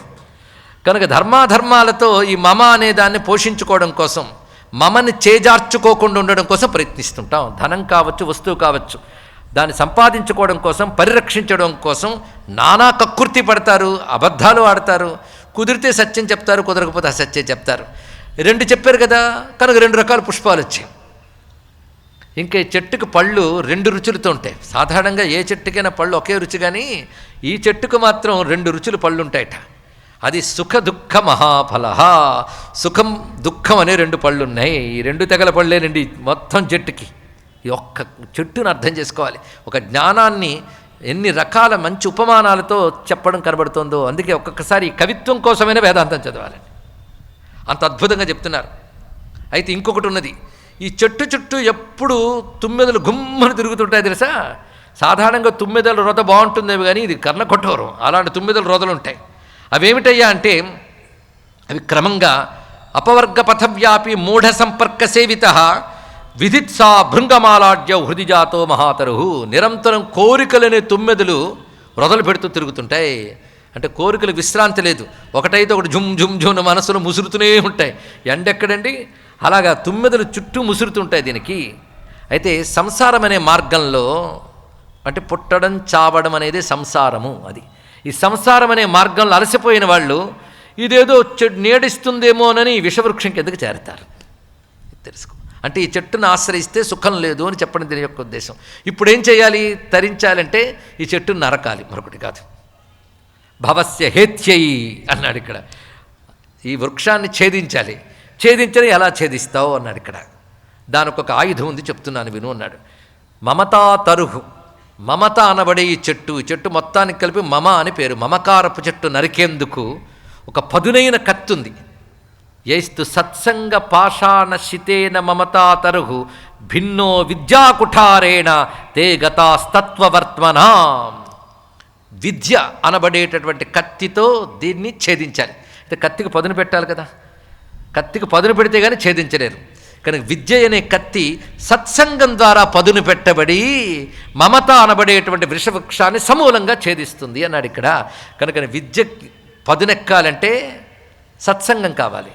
ఆ సత్సంగం వల్ల విచారణ అనేటువంటి జరిగి పదునెక్కుతుంది. అంటే నీలో భగవంతుడు పెట్టిన ఒకానొక ఎరుక సత్సంగం ద్వారా పదునెక్కి మమత్వం అనబడి విషవృక్షాన్ని పోల్చుకుని దాన్ని ఛేదిస్తుంది. ఇది ప్రధానమైన. మరి నాకు చెట్టు నీడు కావాలి కదండి, విషవృక్షమో పిచ్చి వృక్షమో ఒకటి దొరికింది కదా, దాని కిందైనా తలదాచుకొనివ్వండి అంటే, ఎందుకయ్యా విషవృక్షం కింద తలదాచుకుంటాం, నేను ఒక మంచి వనం చెప్తాను, అక్కడికి వెళ్ళు, అక్కడెప్పుడు హాయి ఆనందం ఉంటుంది, అక్కడికి వెళ్ళు. ఈ వనం అనే మాట కూడా ఉపనిషత్తుల్లో చెప్పబడుతుంది. అందుకే మనం ఎప్పుడు ఆనందస్థానం వనం, అంతేగాని అరణ్యం అనకూడదు. అరణ్యం పేరులోనే దుఃఖస్థానం అనే మాట మనకు కనబడుతుంది. ఎందుకంటే గార్డెన్లో ప్రశాంతంగా ఉంటాం, ఎందుకంటే సెక్యూరిటీ ఉంటుంది, అంత చక్కగా చేస్తారు కనుక ఏ బాధ ఉండదు. అడవులకు వెళ్తే ఎక్కడైతే ఏడ్చినా మొరవినరో అదే అరణ్యం. కానీ వనం అంటే ఆనందం కోసమే. అందుకే వనం అనే శబ్దం ఆనందం కోసం చెప్పబడుతుంది కనుక వనం ఆనందవాచి. ఆ వనం యోగి బృందమునకు కూడా ఆనందం ఇచ్చే వనం, అదే బృందావనం అనే మాట ఇత్యాదులు చెప్పబడుతున్నాయి, దివ్యమైన శబ్దములవి. అలాగే ఇక్కడ చెప్తున్నారు, ప్రాప్య బ్రహ్మవనం శాంతం నీరజస్కం అకంటకం. అక్కడికి వెళ్ళవయ్యా, బ్రహ్మవనం అది చాలా అద్భుతం. ఏదో ఒక చెట్టు ఒకటి కాదు, బ్రహ్మవనం అది ఆనందప్రదాయకమైన చోటు. అక్కడ ధూళుండదు, ముళ్ళు ఉండవు, నిరంతరం ఆనందం ఉంటుంది. ఎవడైతే అటువంటి బ్రహ్మవనాన్ని చేరి పరాం ప్రజ్ఞాం ప్రాప్నువంతి, పరమమైన ప్రజ్ఞను పొందుతారో వారు మాత్రమే సుఖాన్ని పొందుతారు. కనుక నీకు 2 చెట్లు చూపిస్తున్నా. ఒకటి ఆనందమనే బ్రహ్మవనం, ఇంకొకటి విషవృక్షం. దీన్ని ఆశ్రయించుకో, దాని దగ్గరికి వెళ్ళు. కనుక ఆశ్రయించవలసిందేదో చెప్తున్నాడు, తెగ నరకాల్సిందేంటో చెప్పాడు ఇక్కడ అని చెప్తూ, కనుకనే యోగాదేశాన్ని చెప్తున్నాను అని నువ్వు చెప్పింది నిజమే, మమత్వాన్ని విడిచిపెట్టు చక్కగా బోధించాడు. బోధించగానే నాకు ఇవాళ చెప్తుంటే మరీ ఉత్సాహం కలిగింది. నేను బాగా ఆలోచించినప్పుడు కూడా ఉత్సాహం కలిగింది. సమస్య ఎక్కడుందో చెప్పనా, ఆలోచిస్తే బాగుందనిపిస్తోంది కానీ నిలవడం లేదయ్యా అన్నాడు. అక్కడొచ్చిందండి అద్భుతమైనటువంటి, అంటే ఎంత చక్కగా డీల్ చేస్తున్నాడు చూడండి సబ్జెక్ట్ని. ఇప్పుడు మనకు కూడా అంత అర్థమైపోయింది, కానీ ఎక్కడ వేసిన గొంగళి అక్కడే తెలుస్తూనే ఉంది. అయితే ఇక్కడ తెలుసుకోవాల్సింది, ఎక్కడ వేసిన గొంగళి అక్కడే అనుకుని ఇదంతే అని సర్దుకుపోవడం కాదు. మనకు అది కలగడం లేదెందుకు అంటే 2 కారణాలు. అర్థం కావడం లేదు అని ఒకటి కారణం అంటాం. కాదు, నాకు అది ఎప్పటి నుంచి అక్కర్లేదు అనుకుంటున్నాం, అందుకే చాలామందికి కలగడం లేదండి. నిజాయితీగా అది నాకు కావాలి అనేటువంటిది గట్టిగా కావాలి, దాని పేరు జిజ్ఞాస. జిజ్ఞాస అనే మాట చిన్నదా? క్వశ్చన్కి ఆన్సర్ కావాలనుకోండి జిజ్ఞాస కాదు, ధరించడానికి జ్ఞానం కావాలనే తపన పేరు జిజ్ఞాస. జిజ్ఞాస ఒక తపన, ఒక తపస్సు. ఒక క్వశ్చన్కి ఆన్సర్ తెలుసుకోవాలనే కొంటెతనం జిజ్ఞాస కాదు, ఇంటరెస్ట్ జిజ్ఞాస కాదు. దీనివల్ల నేను తరిస్తాను, నాకు అది కావాలి, అదే కావాలి, అది కావాలి కాదు, అదే కావాలి. అలాంటి నిష్ఠ కలగాలండి, దాని పేరు జిజ్ఞాస. అది కలగడం సామాన్యమా? ఎన్ని జన్మల పుణ్యం ఉండాలి జిజ్ఞాసకి? అథాతో బ్రహ్మ జిజ్ఞాస. ఆ బ్రహ్మ జిజ్ఞాసకి మళ్ళీ అధికారం ఉంది, అటువంటి వాడిది బ్రహ్మ జిజ్ఞాస. అందుకని ఎలాగో ఖాళీగా ఉన్నాను కనుక ఉపనిషత్తులు తీసుకుంటున్నాను, మళ్ళీ పిల్లాడు పెళ్ళి అనేది కొత్తది ఏదో వస్తే ఆపేస్తాను పక్కకి. ఇదా జిజ్ఞాస? ఎలా ఉండాలండి? అందుకే కేవలం పాండిత్యపు కబుర్లు కాదు, నా మేధయా దానితో దొరకదు, నా ప్రవచనేన లభ్య, శాస్త్రమే చెప్తోంది ఇక్కడ. అటువంటి దృఢమైన జిజ్ఞాస ఉండాలి. మొత్తానికి అడుగుతున్నాడు, స్వామి నువ్వు చక్కగా చెప్పు, నేను ఆలోచించే చెప్పాను, నన్ను మెచ్చుకున్నావు, కానీ స్థైర్యవత్వం నచేతసి, చిత్తానికి స్థైర్యం ఉండట్లేదు. కారణం ఏంటో తెలుసా? ఈ జ్ఞానం కంటే ముందు విషయాలు ఆక్రమించేన చిత్తాన్ని. ఇక్కడ ఒకటా రెండా? అనేకం. బ్రహ్మం అంటే ఒక్కటి, విషయాలు అనేకం. అనేకములైన విషయాలు నన్ను ఎప్పటి నుంచి పట్టి పీడిస్తున్నాయో, మనస్సుకి అది అలవాటైపోయినట్లుగా పరమాత్మ అలవాటు కాలేదు. ఎందుకయ్యా ఇప్పుడు ఇంత చెప్పినా పరమాత్మ ఎందుకు అర్థం కావడు అంటే, అనేక జన్మల నుంచి మనకు విషయాలే అలవాటయ్యే కానీ భగవంతుడు అలవాటు కాలే. అలవాటు కాలేదని ఎలా చెప్పగలమంటే, అలవాటైతే మనం పుట్టేవాళ్ళమా, ఇలా పుట్టేవాళ్ళమా? రెండూ లేదు. అందుకే భగవంతుడు ఎప్పుడూ అలవాటు కాలేదు. అందుకే ప్రపంచం మనకు అలవాటైనంత పరమాత్మ అలవాటు కాలేదు. అందుకే చాలామందికి పరమాత్మ గురించి చెప్తే విసుగు, చికాకు, వింటూ మూక్తుల మీద ముక్కుల మీద వేలు పెట్టుకుంటారు. అంటే అర్థం ఏంటి? మాకు అక్కర్లేదని చెప్పడం. అనేక జన్మల పాపవాసనలో ఉన్న వాళ్ళకి బ్రహ్మ గురించి చెప్పినా వినాలనిపించదండి. అది తెలుసుకోవాల్సింది. ఇక్కడ అందరికీ వస్తుందా? ఇక్కడ అది అలవాటైపోయింది. అందుకే గొప్ప మాట అన్నాడు, కింత్వత్ర విషయాక్రాంతే స్థైర్యవత్వం నచేతసి. ఏకాంతంలో కూర్చొని అలా ప్రశాంతంగా ఉండండి, ఏమీ ఆలోచించకుండా అంటే మొదటి చేయగలం కానీ ఏమీ ఆలోచించకుండా ఉండదండి. ఇక్కడ కొంతమంది జపం చేసిన వెంటనే మంచి ఐడియా వచ్చింది చెప్పనా అంటాడు. అంటే జపం చేసినప్పుడు దేవత లేదు, ఏమీ లేదు, ఐడియా వచ్చిందనమాట. ఒకటి కాదు 2, 3 వచ్చి ఉంటాయి, ఒకటి చెప్తాను అన్నాడు కానీ. అందుకే మనస్సును నిలబెట్టడం అంత తేలిక అండి ఇక్కడ. అందుకే ఈ స్థైర్యవత్వం, ఈ మాట చాలా వేదనతో అంటున్నాడు మహానుభావుడు అలర్కుడు. కింత్వత్ర విషయాక్రాంతే స్థైర్యవత్వం నచేతసి నచాపి వేద్మిముచ్చేయం. ఏ విధంగా దీని నుంచి బయటపడతాను? మరి పట్టుకు పేరేమిటి? ఈ పట్టుకు పేరేమిటంటే మృత్యుబంధనం ఉంది వేదాంతం. చావుతో బంధంట, చావు బంధం. మృత్యోర్ముక్షయ్యమా అమృతాత్ అన్నది కదా, చావుతో ముడిని తెంచు అన్నది. అంటే ఎక్కువ కాలం బతికేస్తామేమో అనుకుంటున్నాం. చావుతో ముడి తెంచు అంటే ఈ దేనికి చచ్చే లక్షణం ఉందో అది నేను అనుకునే అజ్ఞానమే చావు. ఒకటే మాట చెప్పాను ఇక్కడ, మరొక్కసారి ఆలోచించండి. దేనికి చచ్చే లక్షణం ఉందో అది నేను అనుకోవడమే చావు. తెలుగులోనే చెప్పాను, నేనేం సంస్కృతం లేదు, శ్లోకం లేదు. చచ్చే లక్షణం దేనికి? శరీరానికి. అది నేను అనుకోవడమే చావు, అంటే అజ్ఞానమే చావు, మరొకటి కాదు. అందుకే ప్రమాదమే మృత్యువయ్యా అని ఉపనిషత్తే చెప్తుంది ఇక్కడ. మృత్యుమహం బ్రవీమని. ప్రమాదం అంటే ఏమరపాటు, నువ్వు కానిదాన్ని నువ్వు అనుకోవడమే, అదే మృత్యు. అది లేని బంధం. ఉన్న బంధం అమృతంతోనే మనకి. ఉన్న అమృత బంధం తెంచకు, లేని బంధం ఉందనుకుంటున్నాను, దీన్ని తెంచేయి అని మృత్యుంజయుని ప్రార్థిస్తోంది మంత్రం. దానికి మృత్యుబంధం అని పేరు. మరొక పేరు ప్రకృతి బంధం. ప్రకృతి బంధం గొప్ప వరుడండి ఇక్కడ. ప్రకృతి అంటే ఎన్నో చెప్పచ్చు, 25 రకాల ప్రకృతులు, తత్వములు అన్నీ చెప్తారు. వీటన్నిటితో మమ అని చిక్కుకుపోయాను. ఎప్పుడు పడ్డానో తెలియదు కానీ ఇప్పటికీ వదలలేదని మొత్తం తెలుసుకోవాలి. ప్రకృతి బంధం ఎప్పుడు ఏర్పడింది అని వెతకడం కాదు, దీని నుండి ఎలా బయటపడతానని వెతకాలి ఇక్కడ. ఇది ఎప్పుడు పడ్డావు, ఎన్ని జన్మలు వెనకాల పడ్డావో నీకు తెలియదు. మొన్న చెప్పాడుగా 10,000 జన్మలు గుర్తొస్తున్నాయి అన్నాడు ఆయన. అంటే ఎప్పుడు పడ్డామో ప్రకృతిలో. అప్పటి నుంచి అనేక తనువులు ధరిస్తూ ఇక్కడికి వచ్చాం. ఇదేమీ నిలిచేది కాదు, మళ్ళీ పరిగెడతాం, పోతుంది. మన కంటి ముందే ఒక రోలింగ్ స్టోన్లో వెళ్ళిపోతాం జీవితం. కొండ మించి ఎక్కడో జారిపడ్డ రాయి ఎలా కిందకు పడిపోతుందో అలా వెళ్ళిపోతాం జీవితం. ప్రతి క్షణం పరిగెడుతోంది మృత్యువు వైపే. అవునా, కనబడుతోంది. ఈ బంధం ఏదైతుందో అది ప్రకృతి బంధం. ఈ ప్రకృతి బంధం వల్ల విషయములు మనస్సులో ఆక్రమించాయి. అందుకే ఈ చెప్పిన విషయం ఏది ఉందో, మమత్వం ఒక్కటే దుఃఖ కారణం, మమత్వం విడిచిపెడితే సుఖం అనే మాట వినడానికి సింగిల్ కొటేషన్ సూపర్. ఇంకోటి చెప్పచ్చు, కాగితం మీద రాసుకోవచ్చు. కానీ కాగితం మీద అక్షరం నిలబడింది కానీ మనసులో జ్ఞానం నిలబడట్లేదయ్యా. ఏం చేయమంటావు? అందుకే ఈ ఒక్క శ్లోకంలో నచాపి వేద్విముచ్చేయం కథం ప్రకృతి బంధనాత్, ప్రకృతి బంధనం నుంచి ఎలా బయటపడాలని నాకు తెలియట్లేదు. ఎలా నేను ఈ గుణబంధం నుంచి బయటపడి నిర్గుణ స్థితిని పొందుతాను? గుణాతీత ఉచ్యతే అని గీతలో పరమాత్మ చెప్పినట్లుగా గుణాతీత స్థితి నాకు ఎప్పుడు వస్తుంది? కథం వా బ్రహ్మణైకత్వం వ్రజేయం శాశ్వతేన వై, ఆ శాశ్వతమైన బ్రహ్మైక్య స్థితి నాకు ఎలా లభిస్తుంది? నాకు సమాధానం చెప్పననకయ్యా. సత్సంగం వట్టిపోదని నాకు తెలుసు. ఇవాళ నిన్ను ఆశ్రయించాను గనక తప్పకుండా నాకు ఉపకారం కలుగుతుంది నీ వల్ల అన్నాడు. ఇక్కడ మహత్సంగస్తు దుర్లభో అగమ్యం అమోఘశ్చ అని ప్రహ్లాదుడి వాక్యాన్ని మరొక్కసారి, అంటే నారద వాక్యం ఇది, అదొక్కసారి స్మరించుకోవాలి. మహత్సంగం దొరకడం కష్టం, దొరికితే పోల్చడం కష్టం, పోల్చుకుని పట్టుకున్నాక అది వ్యర్థము కాదు అని 3 పదాలు ఉన్నాయి. దొరకడం కష్టమనేది దొరికింది, పోల్చుకున్నాను, ఇప్పుడు 3వది కావాలి, అది అమోఘం. అమోఘం అంటే వ్యర్థము కానిది, ఫలించి తీరుతుంది. సత్సంగో హ్యుపకృతృణాం, గొప్ప మాట అన్నాడు. సత్సంగ హి ఉపకృతృణాం, మానవులకు సత్సంగము ఉపకరించి తీరుతుంది, వ్యర్థం కాదు. కాబట్టి నువ్వే నాకు చెప్పాలి ఏం చెయ్యాలో అన్నాడు. నేను అలా చెప్తాను అనకు, నువ్వెవరో నాకు తెలుసయ్యా. ఏ పుణ్యాలు పండేవి నిన్ను పోల్చుకున్నావు. ఎందుకంటే మహాత్ముల్ని పోల్చడం సామాన్యమైన విషయం కాదు. కృష్ణ పరమాత్మ చెప్పలేదు మనకి, మానుషీం తనుమాశ్రితాం అవజానంతి మా మూఢాహ మానుషీం తనుమాశ్రితాం. మూర్ఖులు మనుష్య రూపంలో కనబడి నన్ను తెలుసుకోలేరు అన్నాడు కదా కృష్ణ పరమాత్మ. అంటే జ్ఞానులు తెలుసుకోగలరు, నేను తెలుసుకోగలిగాడు. నువ్వెవరో నాకు తెలుసు. యోవతీర్ణో మహాతేజ విశ్వార్తిహరణక్షమ ప్రసన్నస్స మహాప్రాజ్ఞో రాజ్ఞే అలర్కాయ విశ్వకృత్. ఎంత ఆర్ద్రంతో అంటున్నాడు. ఏ మహాతేజస్వరూపుడు అవతరించాడో అతడు ఈ అలర్కుడు పట్ల ప్రసన్నుడయ్యాడు.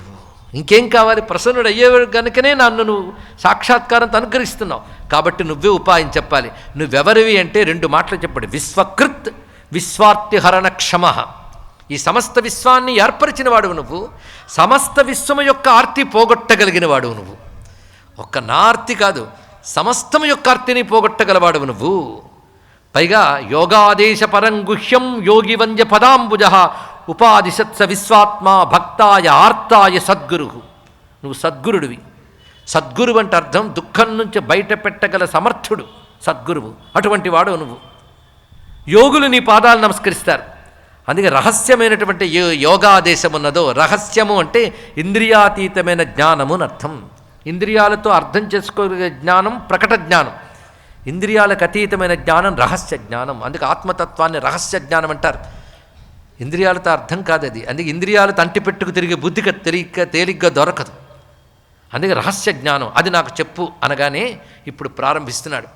నాయన ఎప్పుడైనా సరే జ్ఞానేన సహ యోగిన జ్ఞానపూర్వోహి యోగోయం.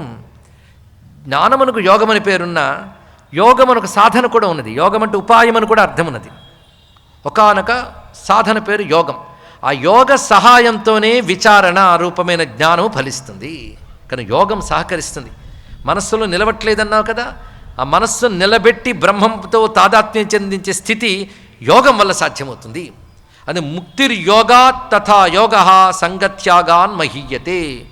ముక్తి అనేది యోగం వల్ల కలుగుతుంది. ఒక్కొక్క మాట అంత సూత్రప్రాయంగా చెప్తున్నాడో చూడండి. యోగం వల్ల ముక్తి కలుగుతుంది. యోగం అంటే యోగ సంగత్యాగాత్, సంగత్యాగం వల్ల యోగం బలపడుతుంది అన్నాడు. ఎంత సంపర్కం నువ్వు తగ్గించుకుంటే యోగం అంత బలపడుతుంది, తెలుసుకో. అన్నీ వదిలేయమని చెప్పలేరు, కొన్నైనా వదలడం నేర్చుకోగలగాలండి కదండి. ముందు కొన్నైనా వదలడం నేర్చుకుంటే తర్వాత ఎన్నైనా వదలగలిగే స్థితికి వస్తుంది. ఇక్కడ ముందు అది నేర్చుకోవాలి. ఒక పిల్లాడు పనికిమాలిన రాళ్ళన్నీ చేర్చిపెట్టేట. వాళ్ళమ్మ చెప్తోంది, నువ్వు ఎక్కడెక్కడి తెచ్చిన రాళ్ళన్నీ ఇంట్లో పడేసావు, అవి ఇంట్లో చోట ఆక్రమించాయి, తీసే అంటే వినట్లేదు. ఒకరోజు వాళ్ళ ఇంటికి గురువుగారు వస్తే వాళ్ళ అబ్బాయి సమస్య చెప్పింది. నేను చూస్తాలే అమ్మ అని పిలిచాడు. పిలిచి నువ్వేవో రాళ్ళు సేకరించేవిటా, తీసుకురా అన్నాడు. ఇక్కడ తీసుకొచ్చి అబ్బా ఇది బాగుంది అని 1-2 పెట్టి, నువ్వు చూడు ఇందులో బాగులేనివేవైనా అనిపిస్తే తీసిపారే అన్నాడు. ఇక్కడ కొన్ని తగ్గించని. వాడు ఒకరోజు కూర్చుని నిజం కొన్నే ఉంచుకోవాలి కదా, ఇది బాగోలేదు అని తీసేట్టు మరికొన్ని దాచిపెట్టాడు. 2వ రోజు మళ్ళీ సెషన్ పెట్టాడు. ఇందులో ఏది బాగోలేదో చూడు అన్నాడు. వాడు మళ్ళీ ఆలోచన చేశాడు. గురుగారు చెప్తూ ఉంటే ఇది బాగోలేదు అని తీసేశాడు. ఇదివరకు అమ్మ తీసిపారంటే పారేయలేదు. ఇప్పుడు గురువుగారు కూర్చున్నారు కనుక గురువు మీద గౌరవంతో అతడికే ఆ పనెప్పు చెప్పేశాడు, పనికి మాలినవేవో ఆలోచించుకొని. ఆలోచించి ఇది పనికి మాలినవి ఇవన్నీ తీసాడు, మొత్తం రాళ్ళన్నీ తీసాడు. తెలుసుకోండి ఇక్కడ ఇలా క్రమంగా మనలోనే విచారణ కలిగించాలి. ఇది అక్కర్లేదు అని తెలియగలగాలి. అది సంగత్యాగాత్. అది సంగముతో త్యాగం వల్ల యోగం బలపడుతుంది. అందుకే ఎక్కువ సంఘం పెట్టుకుంటే యోగం సాగదు. అది కావాలి సుమా. అయితే దీనికి సహకరించేది ఏంటో తెలుసా? సాధనకు మంచి మంచి మాటలు చెప్తున్నాడు. వైరాగ్యం అన్నాడు. వైరాగ్యం వల్ల ఇది సాకారం అవుతుంది. ఇది తెలుసుకో. వైరాగ్యం అంటే విషయ దోష దర్శనం. వైరాగ్యం వైరాగ్యం కలగడానికి హేతువేమిటి? విరక్తి పుట్టడానికి హేతు విషయ దోష దర్శనం. ఒక పదార్థం రోజు తాగుతున్నావు, నీకు డాక్టర్ గారు చెప్పారు ఆ పదార్థం తాగుతున్నావు కానీ ప్రాణాంతకం సుమా అన్నాడు. వెంటనే విడిచిపెడతావా లేదా? ఎందుకు విడిచిపెట్టావు అంటే దానివల్ల ఒక దోషం ఉంది, ప్రాణాన్ని పోగొడుతుంది. చక్కగా గుమగుమలాడుతూ తీపిగా ఉన్న పాయసమే తాగబోతుంటే ఆవిడ చెప్పాడు విషం కలిపారని, పక్కన పెట్టేవా లేదా దాన్ని? అంటే విషం అనే దోషం కలవడం చేత పాయసాన్ని అలా విడిచిపెట్టేవో, నువ్వు అనుభవిస్తున్న విషయాల్లో కూడా ఆలోచిస్తే వాటి వల్ల ఏ దుఃఖం కలుగుతుందో నువ్వు ఆలోచిస్తే తెలిసిపోతుంది. అప్పుడు విషయాలను విడిచిపెట్టగలవు. అది విషయాల్లో ఉండే దోషాలను తెలుసుకుంటే వాటి మీద కలిగే విరక్తి పేరు వైరాగ్యం. ఈ వైరాగ్యం పెరుగుతున్న కొద్దీ సంగత్యాగం కలుగుతుంది. సంగత్యాగం కలుగుతున్న కొద్దీ యోగం బలపడుతుంది. యోగం బలపడుతున్న కొద్దీ జ్ఞానం వస్తుందండి. ఇది క్రమం ఇక్కడ. అందుకే విషయ దోష దర్శనం వల్ల వైరాగ్యము, వైరాగ్యం వల్ల యోగం బలపడుతుంది, యోగం వల్ల విచారణ బలపడుతుంది, విచారణ వల్ల జ్ఞానం లభిస్తుంది, జ్ఞానం వల్ల మోక్షం లభిస్తుంది. ఇది క్రమం బోధిస్తున్నాడు ఇక్కడ. ముక్తయే. అయితే జ్ఞానం అంటే అర్థం ఏమిటి అంటే దేనివల్ల ముక్తి లభిస్తుందో అదొక్కటే జ్ఞానము, మిగిలినదంతా అజ్ఞానమే అని తెలుసుకో అన్నాడు ఇక్కడ. ఒకటే మాట నిర్వచనం. కానీ అందులో వీడు ఈ జ్ఞానండి ఆ జ్ఞానండి అని రకరకాల పేర్లు చెప్తాడు. ఇంజనీరింగ్ జ్ఞాని ఒకడు, వైద్య జ్ఞాని, మంచిదే లోక వ్యవహారానికి. కానీ మా భాషలో మాత్రం అన్ని అజ్ఞానాలే, ఒక్కటే జ్ఞానం. ముక్తయే తదేవోక్తం జ్ఞానమజ్ఞానమన్యథ. ముక్తయే తదేవోక్తం జ్ఞానం అజ్ఞానమన్యథ. ఏది ముక్తికి చెప్పబడుతుందో అదే జ్ఞానం, మిగిలినవన్నీ అజ్ఞానమే. ఈ మాట గుర్తుపెట్టుకోవాలి. ఈ మాట భగవాన్ కృష్ణ పరమాత్మ చెప్పాడు. ఎక్కడ? అధ్యాత్మజ్ఞాన నిత్యత్వం తత్వజ్ఞానార్థ దర్శనం. ఆ చెప్తూ అజ్ఞానం అతతోన్యథ అన్నాడు ఇక్కడ. మిగిలినవన్నీ కూడా అజ్ఞానములే. కనుక జ్ఞానం అనగా అధ్యాత్మ జ్ఞానం మాత్రమే జ్ఞానము అని చెప్తూ దీనికి ఎలా బిల్డప్ చేసుకోవాలో చెప్తున్నాడు. స్ట్రక్చర్ అండి. సిద్ధాంతం చెప్పడమే కాదు, వ్యక్తికి ఇది ప్రాక్టికల్గా ఎలా సాధ్యమవుతుందో చెప్తున్నాడు ఇక్కడ దత్తాత్రేయ స్వామివారు. దత్త బోధ మొదలవుతుంది. ఎంత చక్కగా బోధిస్తున్నాడంటే, అయితే కర్మలు మానేయాల. కర్మలు విషయంతో అనుబంధం ఏర్పరుస్తాయి. అనుబంధం వల్ల కర్మ చేస్తాం. మనం ఒక మంచి పని చేసాం, మంచి పని చేసామంటే తప్పకుండా ఏదో ఫలాన్ని ఆశిస్తాం. ఫలం విషయాల్లోదే కదా, కనుక విషయంతో అనుబంధం ఏర్పడుతుంది. పైగా ఫలానా విషయం కోసం కర్మ చేస్తాం కనుక కర్మకు ముందు వెనక విషయంతో అనుబంధం ఏర్పడుతుంది. బంధం ఏర్పడిందంటే జన్మ ఉంటుంది. అందుకే కర్మ వల్ల జన్మలు ఏర్పడతాయి కనుక నకర్మణ ప్రజయ అని చెప్పారు. కనుక ఇప్పుడు ఏం చేయాలి? కర్మలు విడిచిపెట్టేయాలి. విడిచిపెట్టేస్తే కర్మభ్రష్టత్వం పాపం వస్తుంది. అన్నీ చిక్కానండి ఇక్కడ. అన్నీ విడిచిపెట్టే అంటావు.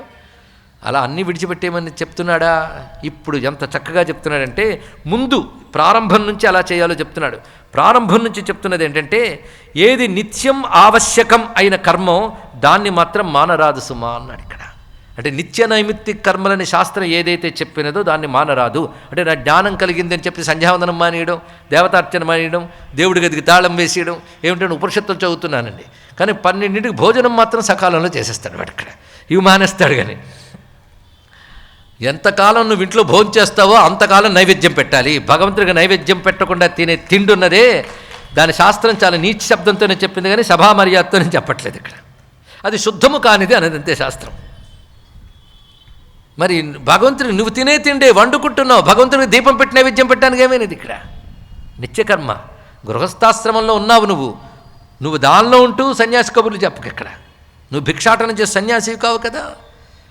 కనుకనే నువ్వు ఎందులో ఉన్నావో అందులో ఏది విధి అని శాస్త్రం చెప్పిందో దానిని జ్ఞానం కలిగిందనో కలుగుతుందనో భ్రాంతితో విడిచిపెట్టరాదు. ఇది శాస్త్రం చెప్తున్న గొప్ప మాట. అది నిత్యం ఆవశ్యకంచ యత్ కర్తవ్యమితి నిశ్చత్య. ఆ కర్మలు చేయి. అంతేకాదు నాయాస కామకారణాత్. ఆయాసం పెంచుకునే కర్మలు పెంచుకోకు. బోల్డ్ అని కర్మలు బోల్డ్ అని పెంచేసుకుంటావు, ఒక్కడు విడిచిపెట్టలేవు. విడిచిపెట్టకపోవడం వల్ల నీకు విచారణకి యోగానికి సమయం లేదు. అందుకే ఆయాసం పెంచే కర్మలు పెంచుకోకు, నిత్యనైమిత్తిక కర్మలు మానకు. అది చెప్తున్నాడు. అంటే కామ్య కర్మలు విడిచిపెట్టాలి అని చెప్పడం ఇక్కడ. నిత్యనైమిత్తికాలు మాత్రం మానరాదు. అయితే ఆయాసం పెంచుకునే కర్మను దేనికోసం చేస్తావు? ఈ కోరిక కోసం ఒక కర్మ, ఆ కోరిక కోసం కర్మ. కనుక ఆయాస కామకారణాత్, కామం కారణంగా ఆయాసాలు ఉంటాయి. ఆయాసం పెంచే కర్మలు వదిలించుకుని కర్తవ్య కర్మలు మాత్రమే చెయ్యు అని చెప్తూ, అటువంటి కర్తవ్య కర్మలు ఈశ్వరార్పణ బుద్ధితో చేస్తే అవి నిన్ను అంటవు సుమా అన్నాడు. ఇది ముందు చేస్తూ క్రమంగా సాధన చెయ్యి. ఈ సాధనతో ఇటువంటి కర్మలు చేస్తూ ఈశ్వరార్పణ బుద్ధి కలగడం, సత్యము, అహింస, అక్రమార్జన లేకుండా బ్రతకడం. చూడండి, ఇవంతా మొదటి స్టెప్ అంతా కూడా చక్కని జీవన విధానం. చాలామంది ఇక్కడి వరకే చెప్తూ ఇదే గొప్ప జీవితం అని చెప్తూ ఉంటారు. నిజమే, ఇవి ప్రాథమికంగా చాలా అవసరం. సత్యము, అహింస, అక్రమార్జన లేకపోవడం, శుచిగా జీవించడం, ఇవి ప్రతి వ్యక్తికి అవసరం. ఇవి యోగశాస్త్రంలో ప్రాథమిక పాఠాలు, మొదటి తరగతి పాఠాలు ఇవన్నీ కూడా. ఇక్కడ ఇంకా పైకి వెళ్ళాలి. ఇక్కడ చాలామంది అది చూసి దానితో మోక్షం గ్యారంటీ అనుకుంటారు. ఇంకా అమనీయమాలే. ఎందుకంటే యూకేజీలో, ఎల్కేజీలో ఫస్ట్ ర్యాంక్ వచ్చిందనగానే తన చదువు పూర్తయిపోయింది అనుకోవడం ఎంత తృప్తో, ఇదే అంత తృప్తి అండి ఇక్కడ. పైగా వీటినే బోధిస్తూ ఇవే చెప్పడంతోనే చాలా కాలం గడిచిపోతుంది. అంటే అవి కూడా పాటించని పరిస్థితి ఏర్పడిందని దీని అర్థం ఇక్కడ. ప్రతివాడు సత్యము, అహింస, శౌచము, అస్తేయము ఇవి పాటిస్తూ ఈశ్వర ప్రణిధానం అంటే ఈశ్వరారాధన పూర్వకంగా కర్మలను ఆచరిస్తూ క్రమంగా యమనియమాల తర్వాత ఆసన ప్రాణాయామ ప్రత్యాహారాలు చేయాలి అన్నాడు ఇక్కడ. ఈ ప్రత్యాహారం అనేటువంటిది ఎప్పుడు వస్తుంది అంటే ఆసన ప్రాణాయామాల తర్వాత. ఇప్పుడు యోగా అని చెప్తున్న వాళ్ళందరూ కూడా ఆసన ప్రాణాయామాల గురించే మాట్లాడుతున్నారే తప్ప దానికి ముందున్న యమనియమాల గురించి ఒక్కడు మాట్లాడట్లేదు. ఆసన ప్రాణాయామాల తర్వాత చెప్తున్న ప్రత్యాహార, ధారణ, ధ్యాన, సమాధుల గురించి మాట్లాడట్లేదు. 8 అంగాలలో 2 లాక్కొచ్చి అదే పెద్ద యోగా అని చెప్తూ ఉంటే ఓహా అంటున్నాం మనం ఇక్కడ. ఏమైనా అర్థం ఉంటుందంటే మొత్తం తెలియద్దు. కనుక యోగం ఎందుకండి అంటే ఒకప్పుడు పొట్ట ఇప్పుడు తగ్గిందండి, అందుకే యోగా బెటర్. అదే అండి, పెట్టిన ఆ పొట్ట బాడీ కూడా ఒకప్పుడు పోతాయి, తెలుసుకో. ఏమిటి యోగం ఎందుకు అంటే నువ్వు సాధన చేసేటప్పుడు నీ చిత్తాన్ని నిరోధించి ఈ శరీరము, చిత్తము సహకరించేటట్టు చేయడానికి యోగం నేరుగా మోక్షాన్ని ఇవ్వదు. మోక్షానికి కావలసిన జ్ఞానాన్ని బలపరచడానికి ఒక సహకారం అవుతుందే తప్ప నేరుగా ఇవ్వదు.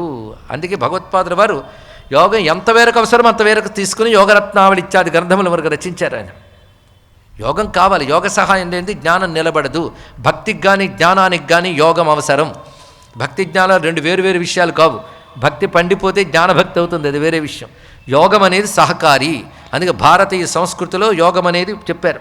ఆ యోగంలో భాగమే యమము, నియమము ప్రాథమికంగా ఉంటాయి. అందుకని దేవుడి పూజలు మానేసేనండి, యోగా క్లాసులోకి వెళ్తుంటే పతంజలికి తెలిస్తే ఫైట్మని కొడతాడు లెంప మీద, తెలుసుకోండి ఇక్కడ. ఆయన ఈశ్వర ప్రణిధానం అని రాశాడు అందులో యమనియమాల్లో. సత్యం చెప్పాడు, అహింస, అస్తేయం, అక్రమార్జన లేకుండా ఇవన్నీ చేస్తున్నాడు. లేనిపోని పనికిమాలిన అవినీతి పనులన్నీ చేసేసి యోగా క్లాస్కి వెళ్ళిపోతున్నారంటే లాభం లేదు. పొట్ట తగ్గుతుంది కానీ పాపం తగ్గదు, తెలుసుకోండి ఇక్కడ. అందుకే ముందు యమనియమాలు, తర్వాత ఆసన ప్రాణాయామాలు. యమనియమాలు మొత్తం కలిపితే కొన్ని పతంజలి చెప్పాడు, పురాణాలు మరికొన్ని చెప్తే కలిపి చూస్తే యమములు 10, నియమాలు 10, 20 అయిపోయాయి. తర్వాత ఆసనం తర్వాత స్థిర సుఖమాసన ఇత్యాదులన్నీ చెప్పారు. ఇక్కడ యోగం నేర్పుతున్నాడు అండి దత్తాత్రేయ స్వామి వారు. అందుకే దత్తాత్రేయుడు యోగాదేశకరహ అనే మాటకి ఇక్కడ కనబడుతున్నది. ఆసనములు ఇవన్నీ కూడా ఇక్కడ చెప్పబడుతున్నాయి కానీ గురుముఖతః నేర్చుకోవాల్సినవే.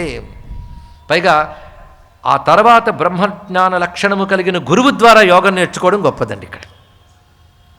మొత్తానికి ఆసనం ఎందుకంటే ముందు నువ్వు కూర్చుంటే మనస్సును కూర్చోబెట్టగలం.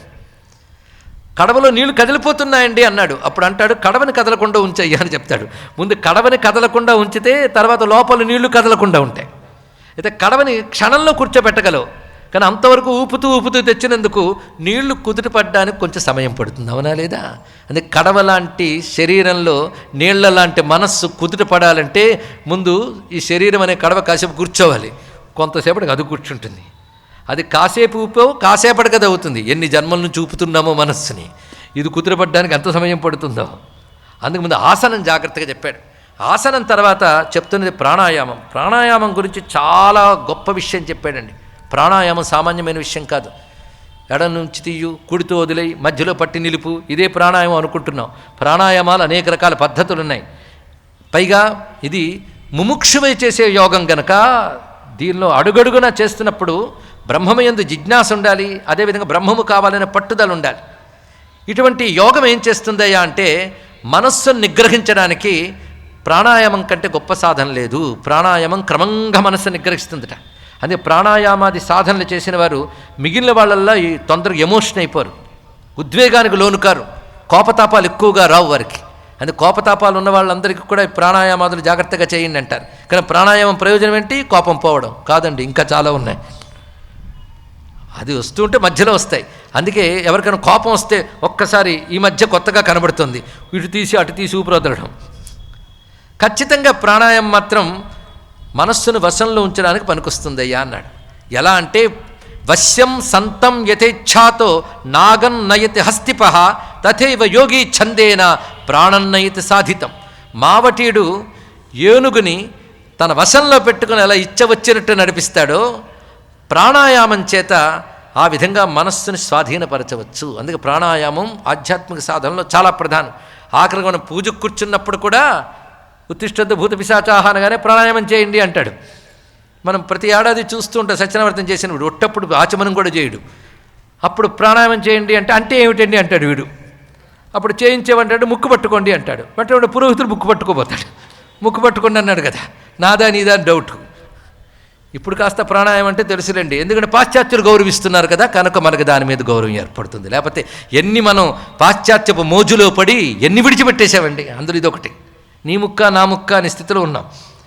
సరే, మొత్తానికి ప్రాణాయామం మన పూజల్లో కూడా భాగంగా చెప్పారంటే ఎంత అవసరమో తెలుసుకోండి. ఇక్కడ ఇప్పుడు తెలుసుకుని మన ప్రపంచానికి చెప్పాల్సింది ఏంటంటే యోగా డే, ఇంటర్నేషనల్ డే ఒకటి వచ్చింది.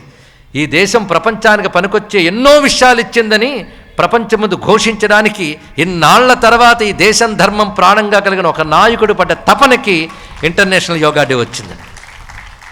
ఇది సనాతన హిందూ ధర్మం యొక్క గొప్పతనం. ప్రపంచానికి పనికొచ్చి ఆరోగ్యాన్ని ఇవ్వగలిగిన సార్వజనీనమైన ఒక మహావిద్య యోగా అనేటటువంటిది భారతదేశంలోని హిందూ ధర్మం ప్రపంచానికి ఇచ్చిన కానుక మరువరాదు. ఇది కేవలం హిందువులది, అది అందరికీ పనికొచ్చింది. అందరికీ పనికొచ్చేది ఇవ్వగలిగింది హిందూ ధర్మం. తెలుసుకోండి ఇక్కడ. అది మళ్ళీ కబ్జా చేసేది మాది అని బయలుదేరిపోతూ, ఎలాగైతే వాళ్ళది కాని వేదం వాళ్ళదని, వాళ్ళది కాని గుడి వాళ్ళదని బయలుదేరారో అలా వస్తున్నాయే. ఇవి పులిని చూసి నక్క వాతలు పెట్టుకున్నట్టుంటుంది. వాతలు పెట్టుకున్న నక్కని పులనరు, వాతలు పెట్టుకున్న నక్క అంటారు. తెలుసుకోండి ఇక్కడ. ఇది తెలియక ఇలాంటి పదాలన్నీ చౌర్యం చేసి వాళ్ళు చేస్తుంటారు. ఇప్పుడు పాశ్చాత్య దేశాల్లో కుట్ర జరుగుతుంది. ఇక్కడున్న పెద్దలు కొందరైనా ఆలోచించాలి.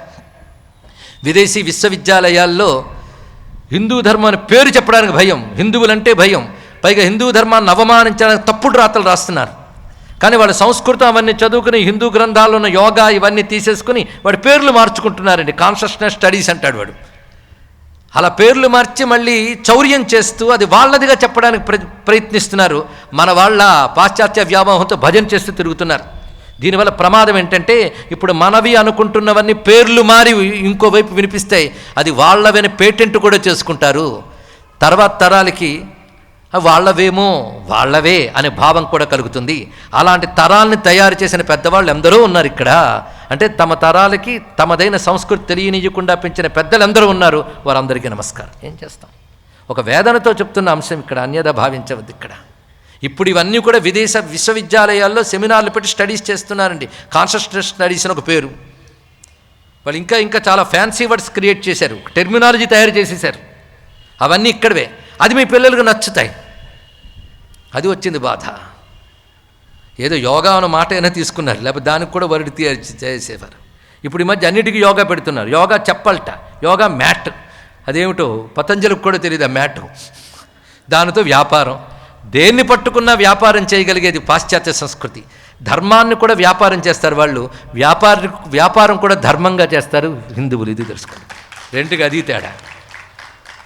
ఇది విషయాంతరం అనుకోవద్దు, ఇది కూడా ఒక ఘోషాన్ని తెలుసుకోవాలి. కొన్నాళ్ళకి మన వైనవు మనం కోల్పోతున్నాం. ఎంత చెప్పినా మనది మనం కాపాడుకోవాలి, ఆచరించుకోవాలి అనేటువంటి తపన కలగడం లేదనే బాధ. కానీ ఒకానొక భయంకరమైన కుట్ర హిందూ ధర్మంపై దాడుల రూపంలో జరుగుతోంది. ఇది ఏమీ గమనించని మొద్దు నిద్ర మనకు అలవాటు చేశారు దశాబ్దాల నుంచి. జ్ఞానం అంటే పాశ్చాత్యుడిదే. కానీ ఒక్క మాట ఈరోజు ఈ సభాముఖంగా చెప్తున్నాం. ఇంటర్నేషనల్ యోగా డే అని చెప్పినట్లుగా ఇంటర్నేషనల్ ఆయుర్వేద డే కూడా వచ్చి తీరుతుంది. ఎందుకంటే ఎప్పుడైనా మనిషి అంటే వాడి బేసిక్ అవయవాలు ఒకటే, వాడి తత్వములు ఒకటే. ఆ తత్వం మీద బేస్ చేసుకుని రోగం ఏమిటి, చికిత్స ఏమిటో ఎప్పుడు పరిపూర్ణంగా చెప్పినటువంటి సంపూర్ణ జ్ఞానం ఆయుర్వేదం, అందులో సందేహం లేదు. పాశ్చాత్యులు చెప్తున్న మాటలు ఏవైతున్నాయో వాటిని కొంచెం మనం విచారణతో ఆలోచించి మన మహర్షులు ఇచ్చినటువంటి విజ్ఞానాన్ని పరిరక్షించుకోవాలి. ఇవన్నీ సనాతన ధర్మమైన వేదము నుంచి వచ్చిన శాఖలు కనుక యోగం కానీ ఆయుర్వేదం కానీ ఇవి అంగీకరిస్తే హిందూ ధర్మం యొక్క గొప్పతనాన్ని అంగీకరించాలి. కనుక దీన్ని కొల్లబడవాలని మత మార్పిళ్ళు చేస్తూ ధ్వంసాలు చేస్తూ తిరుగుతున్న ఏ పాపాత్ములు ఉన్నారో వారు వీటిని అంగీకరించరు. ఇందులోవి లాక్కుని వాళ్ళలోకి మార్చుకునే ప్రయత్నాలు చేస్తున్నారు. అన్ని మతాల్ని గౌరవిద్దాం కానీ సనాతన ధర్మంతో దేన్ని పోల్చడానికి లేదు. ఇటువంటి ఉదాత్త ధర్మంలో సహజంగా పుట్టిన భాగ్యశాలురం మనం దీన్ని కాపాడుకునే ప్రయత్నం చేద్దాం. కనుక హిందువుని చెప్పుకోవడం కాదు, హిందువుగా జీవించే పద్ధతి నేర్చుకోవాలి అని చెప్పిన వివేకానంద మాటకు నమస్కారం చేసుకుంటూ, ఏ యోగము ఏ తత్వజ్ఞానము భారతీయ దేశంపై తిరిగి నమస్కరించేటట్లు చేసిందో అలాంటి జ్ఞానాన్ని అలాంటి యోగాన్ని మనం నేర్చుకోవాలి. మన దగ్గర ఒక జ్ఞానం గురించి మాట్లాడితే అర్థం కావట్లేదండి, టఫ్ అండి అంటాం. ఈ జ్ఞానం గురించి పాశ్చాత్యులు పట్టుకుని దండం పెడుతున్నారండి భారతదేశాన్ని. మనం ఎక్కడున్నామో ఆలోచించారు తెలుసుకోండి. ఇక్కడ ఒక రమణ మహర్షికి దండం పెట్టారు, ఒక శంకరాచార్యులకు దండం పెట్టారు, అంటే భారతదేశం వేదాంత విజ్ఞానానికి దండం పెట్టారు. అందుకే స్వామి వివేకానంద చెప్తాడు, the future religion of the world is nothing but the Vedanta అని చెప్పాడు మహానుభావుడు. తెలుసుకోండి, అది మనం చెప్పుకుంటున్నాం. కనుక వేదాంతంలో భాగం యోగం. ఆ యోగం యొక్క వైభవాన్ని ఇక్కడ చెప్తున్నాడు. అదే ప్రాణాయామం గురించి చెప్తూ, నాయన ప్రాణాయామం ఎటువంటి అవస్థలను ఇస్తుందో చూడు. ప్రాణాయామంలో క్రమంగా కలిగే అవస్థలు ప్రాణాయామం చేయగా ధ్వస్తి, ప్రాప్తి, సంవిత్తు, ప్రసాదము 4 అవస్థలు వస్తాయి ప్రాణాయామం వల్ల. ముందుగా ధ్వస్తి. ధ్వస్తి అంటే ఒక పక్వతని కలిగించి అంతవరకు ఉన్న దోషాలను పోగొడుతుందయ్యా అన్నాడు. దోషం అంటే ఇక్కడ చెప్పవలసింది కర్మజన్యమైన పుణ్యపాప కర్మజన్యమైనటువంటి దోషము అన్నాడు ఇక్కడ. ఇది వేదాంత భాషలో ఆ దోషాలను పోగొడుతుంది. అందుకే ప్రాణాయామం చేస్తే ముందు శరీర దోషాలు పోవడం మనకు కనబడుతుంది, మనకు తెలియకుండా అంతఃకరణంలో ఈ రూపమైనటువంటి ప్రవృత్తులను కూడా పోగొడుతుంది ధ్వస్తి. రెండవది ప్రాప్తి. ప్రాప్తి అవస్థలో మన యొక్క విచ్చలవిడిగా తిరిగేటువంటి కోరికల్ని నిరోధిస్తుంది ప్రాప్తి అవస్థలు. ఇక 3వ అవస్థ ఏంటంటే సంవిత్ అన్నాడు. ఈ సంవిత్ స్థితికి వెళ్ళిపోయేటప్పటికల్లా ఒకానొక ఆశ్చర్యకరమైనటువంటి జ్ఞానం కలుగుతుంది. అంటే దూరంగా ఉన్న వస్తువులు కానీ ఇత్యాదులు తెలియగలిగేటువంటి ఒక అతీంద్రియ ప్రజ్ఞ మేల్కొంటుందట. ఇక తర్వాత జరుగుతున్నది సంవిత్ రూపమైనది. ఈ సంవిత్ రూపం వల్ల అతీంద్రియ ప్రజ్ఞ మేల్కొనడమే కాకుండా సమప్రవృత్తి ఏర్పడుతుంది అన్నాడు, సమచిత్తత ఏర్పడుతుంది. దీన్ని ప్రాక్టికల్గా మనం ఆలోచిస్తే మొదటి దాని వల్ల ఒక నిర్మలత్వం ఏర్పడుతుంది, రెండవ దాని వల్ల కంట్రోల్ ఏర్పడుతుంది. మనకు అర్థమయ్యే భాషలో చెప్పుకోవడం కోసం చూపిస్తున్నాం. ఈ 3వ దాని వల్ల కలిగేది సంవిత్. సంవిత్ అంటే సమచిత్తత. సమచిత్తత అంటే సుఖం కలిగినా దుఃఖం కలిగినా ఉద్వేగపడిపోకుండా ఉండగలిగే స్థితి అండి ఇక్కడ. ఇది ఏర్పడుతుంది. కానీ సంవిత్ అనగా సమచిత్తత అని చెప్పాడు. అందుకని దూరదృష్టి ఇత్యాదులు రావడం అనగానే మన సిద్ధుల వైపు వెళ్ళిపోతాం. అలా కాకుండా ఈ అర్థం చక్కగా గ్రహించవచ్చు. ఒకవైపు ఈ భాష గ్రహణాం జ్ఞాన సంపద విజానాత్ ఇందు సూర్యార్క గ్రహణాం జ్ఞాన సంపద అని చెప్పినా మళ్ళీ ఇక్కడ చెప్తున్నాడు తుల్య ప్రభావస్తు సదా యోగి ప్రాప్నోతి సంవేదం అన్నమాట చెప్పాడు. సమచిత్తత. దీన్ని బట్టి మనం చక్కగా అర్థం చేసుకోవాలి. ముందు ఒక నిర్మలత్వము, నిరోధము, 3వది సమచిత్తత, 4వది ప్రసన్నత. ప్రసన్నత లక్షణం. ఈ 4 ఏర్పడితే ప్రాణాయామ సాధన చెయ్యగా ఇది అవస్థలు క్రమంగా రావాలి అని చెప్తూ ఇందులో ఆసనాల గురించి కూడా పద్మాసనం, అర్ధపద్మాసనం, స్వస్తికాసనం ఇత్యాది ముఖ్యమైన ఆసనాల గురించి చెప్పాడు. ఇవి ఎక్కువగా ఆసనాల్లో వినియోగించవలసింది. ఇంకా రకరకాల ఆసనాలు ఉంటాయి. కాళ్ళు మెలిపెట్టడం, తల కిందులుగా వెళ్ళడం, అవన్నీ రకరకాల ప్రక్రియలు ఉండొచ్చు. కానీ జ్ఞానం కావాలి, భగవద్ అనుగ్రహం కావాలనుకునే వాడికి కావలసినవి ఈ మాత్రం చాలండి. మరి ఎక్కువ నేర్చుకుంటే అందులోనే తిరుగుతూ ఉంటాం. ఎంత అవసరం అంత నేర్చుకోండి. కనుక ఆసనాల్లో ప్రధానంగా ఈ 3 చెప్పాడు. ఆ తర్వాత ఈ ప్రాణాయామం అటువంటి ఆసనంపై కూర్చుంటూ సాధన చేస్తూ యోగి మితాహార ప్రాణాయామ పరాయణ. మితాహారం డాక్టర్ పులుపు తినద్దంటే వాడు దేని ద్వారా పులుపు వస్తుందో చెప్పాడు కదా, అది కాకుండా ఇంకేది వేస్తే పులుపు వస్తుందో మనం ఆలోచిస్తాం. అంటే రుచిని కంట్రోల్ చేసుకోలేక. వీడికేం యోగం, వీడికేం సాధన అండి. ఎన్నాళ్ళు తిన్నాం, 10 ఏళ్ళు పడి ప్రపంచం మీద. ఎప్పటికైనా కంట్రోల్ చేసుకోకపోతే ఎలాగా?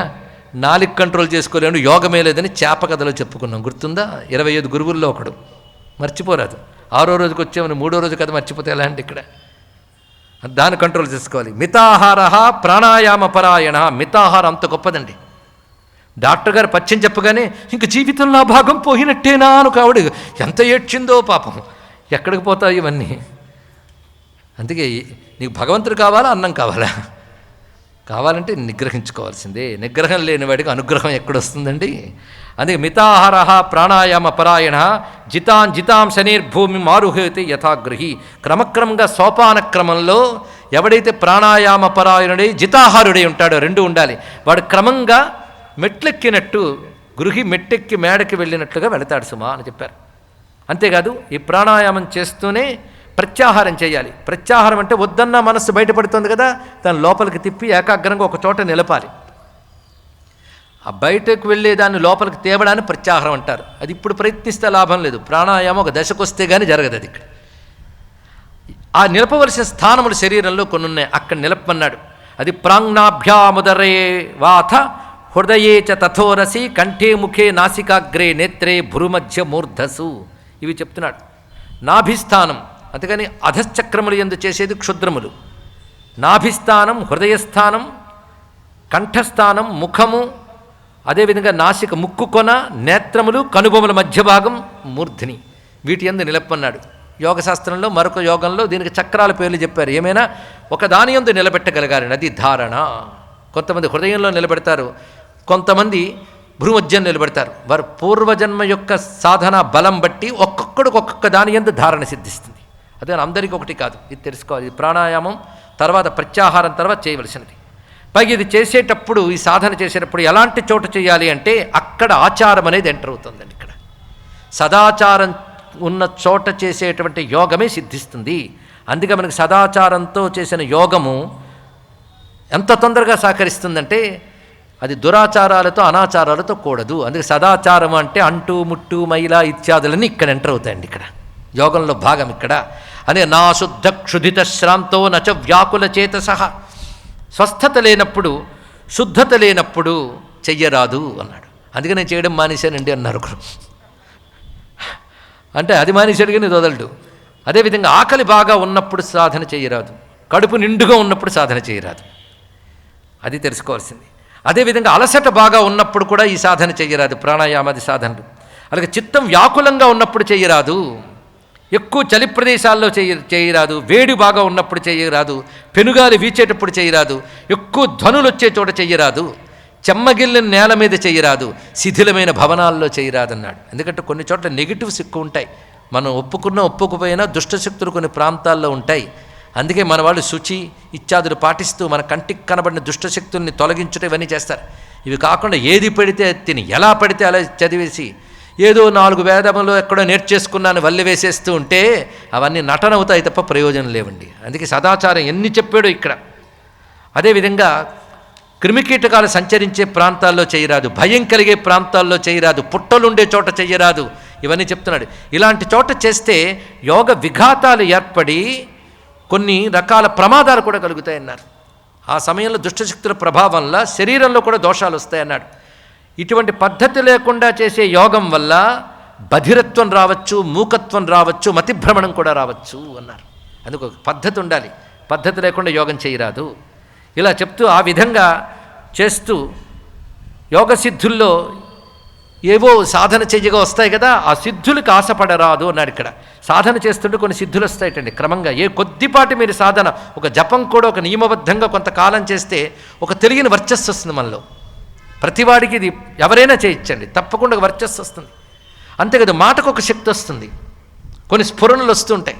అంత మాత్రానికి ఎవడో అబ్బా ఆయన చెప్పింది జరిగిపోయిందని కానీ ఏ లోకం నుంచి దిగుంటానే నేను అనుకోకండి. ఇవి సాధన వల్ల వస్తే సహజం, కానీ అక్కడ ఆదికి తృప్తి పడిపోయాడా వాడి యోగం మళ్ళీ వెనక్కి వచ్చేస్తుంది అన్నాడు. అది చాలా జాగ్రత్తగా ఉండాలి. అందుకు సిద్ధులు కొంత సాధన చేసిన వాడికి కనబడతాయి కదా, బాగా తెలుసుకో. అంతేకాదు ఈ సాధన చేసేవాడు ఎక్కువ కర్మలు పెంచుకుంటే, శాస్త్రం చెప్పిన కర్మలు కూడా ఎక్కువ బాహుళ్యంతో చెయ్యరాదు, ఎంత అవసరమో అంత. ఎందుకంటే అవి పెంచుకుంటూ ఉంటే వాటి వైపు శ్రద్ధ వెళుతూ యోగం దెబ్బతింటుంది. యోగంలో శ్రద్ధ ఉండాలి. అలాగే దానాది కర్మలు, రకరకాల లౌకిక వ్యవహారాలు పెంచుకోరాదు. అలాగే ఆడంబరంగా ఉండే పనులు చేయరాదు, ఉపవాసాలు అనవసరంగా చేయరాదు. నేనలేదు, దత్తాత్రేయుడు అంటున్నాడు. దత్తాత్రేయుడు పేరు చెప్పి మీరు చెప్పేస్తున్నారేమో అనుకోవద్దు. శ్లోకం కూడా చదవాలంటే ప్రతిదానికి చదివితే మరొక రోజులు అవుతుంది నూరుకున్నాను. కానీ శ్రద్ధా నాశక దానానాం ఫలాని నియమాంస్తథ తత ఉపవాసాన్ మంత్రాశ్చ. మంత్రాలు కూడా కొంతమంది ఒక మంత్రం చేస్తే అక్కడ తృప్తి చాలక గురుగారు ఆ మంత్రం ఇస్తారు, విన్న మంత్రాలన్నీ అడిగేస్తుంటారు. ఇక్కడ చేయడానికి మాత్రం టైం ఉండదు. ఇంకా చూస్తూ విసుక్కుని ఏదోలా చేసేద్దామని కూడా ఎందుకండి అన్ని కావాలా? తరించాలంటే శ్రద్ధగా ఒకటి గట్టిగా పట్టుకుంటే చాలు, అది పట్టుకుంటే తరించిపోతారు. అయితే ఒక్కొక్కసారి కర్మ కొద్దీ ఒక్క మందుతో కొందరు రోగాలు తగ్గుతాయి, 10 మందులు ఇస్తూ కానీ కొందరు రోగాలు తగ్గు. దాన్ని బట్టి గురువు కొందరికి 10 మంత్రాలు ఇవ్వచ్చు, కానీ వాడికి అన్ని ఇచ్చారు నాకు ఒకటి ఇచ్చారు అనకూడదు. రోగులు నాకెందుకు ఇన్ని మందులు ఇచ్చారని డాక్టర్ని అడగకూడదు. మందుల సంఖ్య కాదు, రోగం తగ్గడం ప్రధానం డాక్టర్ గారికి. ఇది వేరే విషయం. కనుక ఎక్కువ మంత్రాలు తథ ఉపవాసాన్ మంత్రాశ్చ దేవతేజార్చనానిచ, ఎక్కువ పూజలు ఎక్కువ పునస్కారాలు చేసుకున్న ప్రమాదమే. అందుకే మొత్తం మానేశానన్న ప్రమాదమే. ఇది కూడా తెలుసుకోవాలి. ఇది ఎక్కువ అన్నం తినకయ్యా అంటే అందుకే అన్నం మానేశాను అంటావా? మితం ఉంది కదా, వీటికి అలా మితి పెట్టుకోవాలి. ఇక్కడ ఇలా వివరిస్తున్నారు. ఇంకా చాలా విశేషమైన లఘ్వాహారో జితేంద్రియ, లఘుహారము జితేంద్రియత్వము ఇవి కలిగి ఉండాలి అని చెప్తూ ఇలా చెయ్యగా వచ్చేటువంటి సిద్ధుల్లో ప్రాతిభము, అదేవిధంగా శ్రావణము, దైవము, భ్రమము, ఆవర్తము అని సిద్ధులు కలుగుతాయి. మొదట ఇవి అనిమాది సిద్ధుల కంటే ముందుగా కలుగుతాయి. ప్రాతిభము అంటే వీడు ఈ యోగం వల్ల ఒక్కొక్కప్పుడు అద్భుతమైన కవితాశక్తి వస్తుంది, గొప్ప సంగీత శక్తి వస్తుందిట. అలాగే శాస్త్రార్థాలు బాగా తెలుస్తూ ఉంటాయి, విద్యలు బాగా వస్తాయి, శిల్పం అంటే సంగీతము, నాట్యం ఇత్యాదులు వీటన్నిట్లు కూడా ప్రావీణ్యం. ఇవి గర్జన్మలో చేయడం వల్ల ఇప్పుడు రావచ్చు, ఇప్పుడు వల్ల వస్తాయి. అయితే ఇవి రాగానే వీటితో ఆగిపోతే యోగం పైకి వెళ్ళదు. ఇది కూడా తెలుసుకోవాల్సింది. అందుకే చాలు కవిత్వములు నిలుచునే సత్యంబు వర్ణించచోచి లజ్జింపరుగాక మాదృశు కవులు శ్రీకాళహస్తీశ్వర అన్నాడు. అందుకే కొంతమంది మహాత్ములు ఆదిలో కవిత్వాలు ఇవి చెప్పినప్పటికి కూడా ఒకానొక భూమికి వెళ్ళాక వాళ్ళకి అవి రుచించవండి, తత్వస్థితిలోకి వెళ్ళాక. ఇవి తప్పని కాదు, ఇవి గొప్పవే, ఇవి ప్రాతిభము అంటారట. ఆ తర్వాత వచ్చేది శ్రావణము అంటే ఎక్కడో వేళ్ల కొలది దూరాల్లో ఉండే విషయములు కూడా వీడు చెబితే వినగలట. అటువంటి సిద్ధులు కూడా వస్తాయి అన్నాడు. ఇక ఆ తర్వాత చెప్తూనే దైవము అంటే దేవతలు, పితృదేవతలు, యక్షులు, గంధర్వులు, సిద్ధులు అని దేవతల్లో అనేక రకాలు ఉన్నారు. వాళ్ళ దర్శనం అవుతుంది, చూడగలరు. దేవతలు ఉన్నారండి అంటే ఈ యోగం చేసి దశగలితే చూడొచ్చు. ఎంతమంది దేవతలు ఉన్నారు, దేవతల్లో వెరైటీలు ఉన్నారండి. ఎందరు దేవతలు ఉన్నారని, దేవతల్లో ఇన్ని వెరైటీలు ఉన్నారని ఏనాడో చెప్పిన సంస్కృతి హిందూ మతం. అంతేగాని దేవతలంటే ఏమిటో తెలియాలా, బ్రహ్మం అంటే ఏంటో తెలియాలా, ఈశ్వరుడు అంటే ఏంటో తెలియాలా, ఇన్ని రకాల పేర్లు ఒక్క హిందూ ధర్మంలో ఉన్నాయంటే దేవుడు అనే దానికి సంబంధించినది కంప్లీట్ నాలెడ్జ్ ఈ భూమి మీద మొట్టమొదట ఎల్లవేళలా కలిగి ఉన్న సనాతన ధర్మం. అందులో పుట్టడం మనం చేసుకున్న అదృష్టం. మొత్తానికి దేవతల గురించి వినబడుతుంది దైవము. ఆ తర్వాత కలుగుతున్నటువంటిది అంటే భ్రమం అంటే భ్రమ అనే ఉద్దేశంలో కాదు, ఆకాశాదుల్లో కూడా వెళ్ళి భ్రమణం చేయగలిగిన సిద్ధిలో మొదలైన వస్తాయిట. అందుకే మన యోగవేత్తలు ఇలా సంచరించే గాథలు పురాణాల్లో వింటాం. నేటికి మీరు పరిశీలిస్తే యోగుల జీవిత కథల్లో కనబడతాయి. వాళ్ళు మన జీవన శైలి వాళ్ళకు రుచించదు, అక్కర్లేదు కనుక మన జీవన శైలిలో వాళ్ళు ఉండరు, కాబట్టి మనకు వాళ్ళతో పరిచయం లేదు. కానీ నేటికి ఇలాంటి యోగులకి ఏం కొదవలేదండి ఈ దేశంలో. ఇవే మనకు ఆశ్చర్యం కలిగిస్తాయి. ఈ విధంగా చెప్తూ ఆవర్త అనేటువంటిది ఒకటి ఉంటుంది, అది తర్వాత సిద్ధి.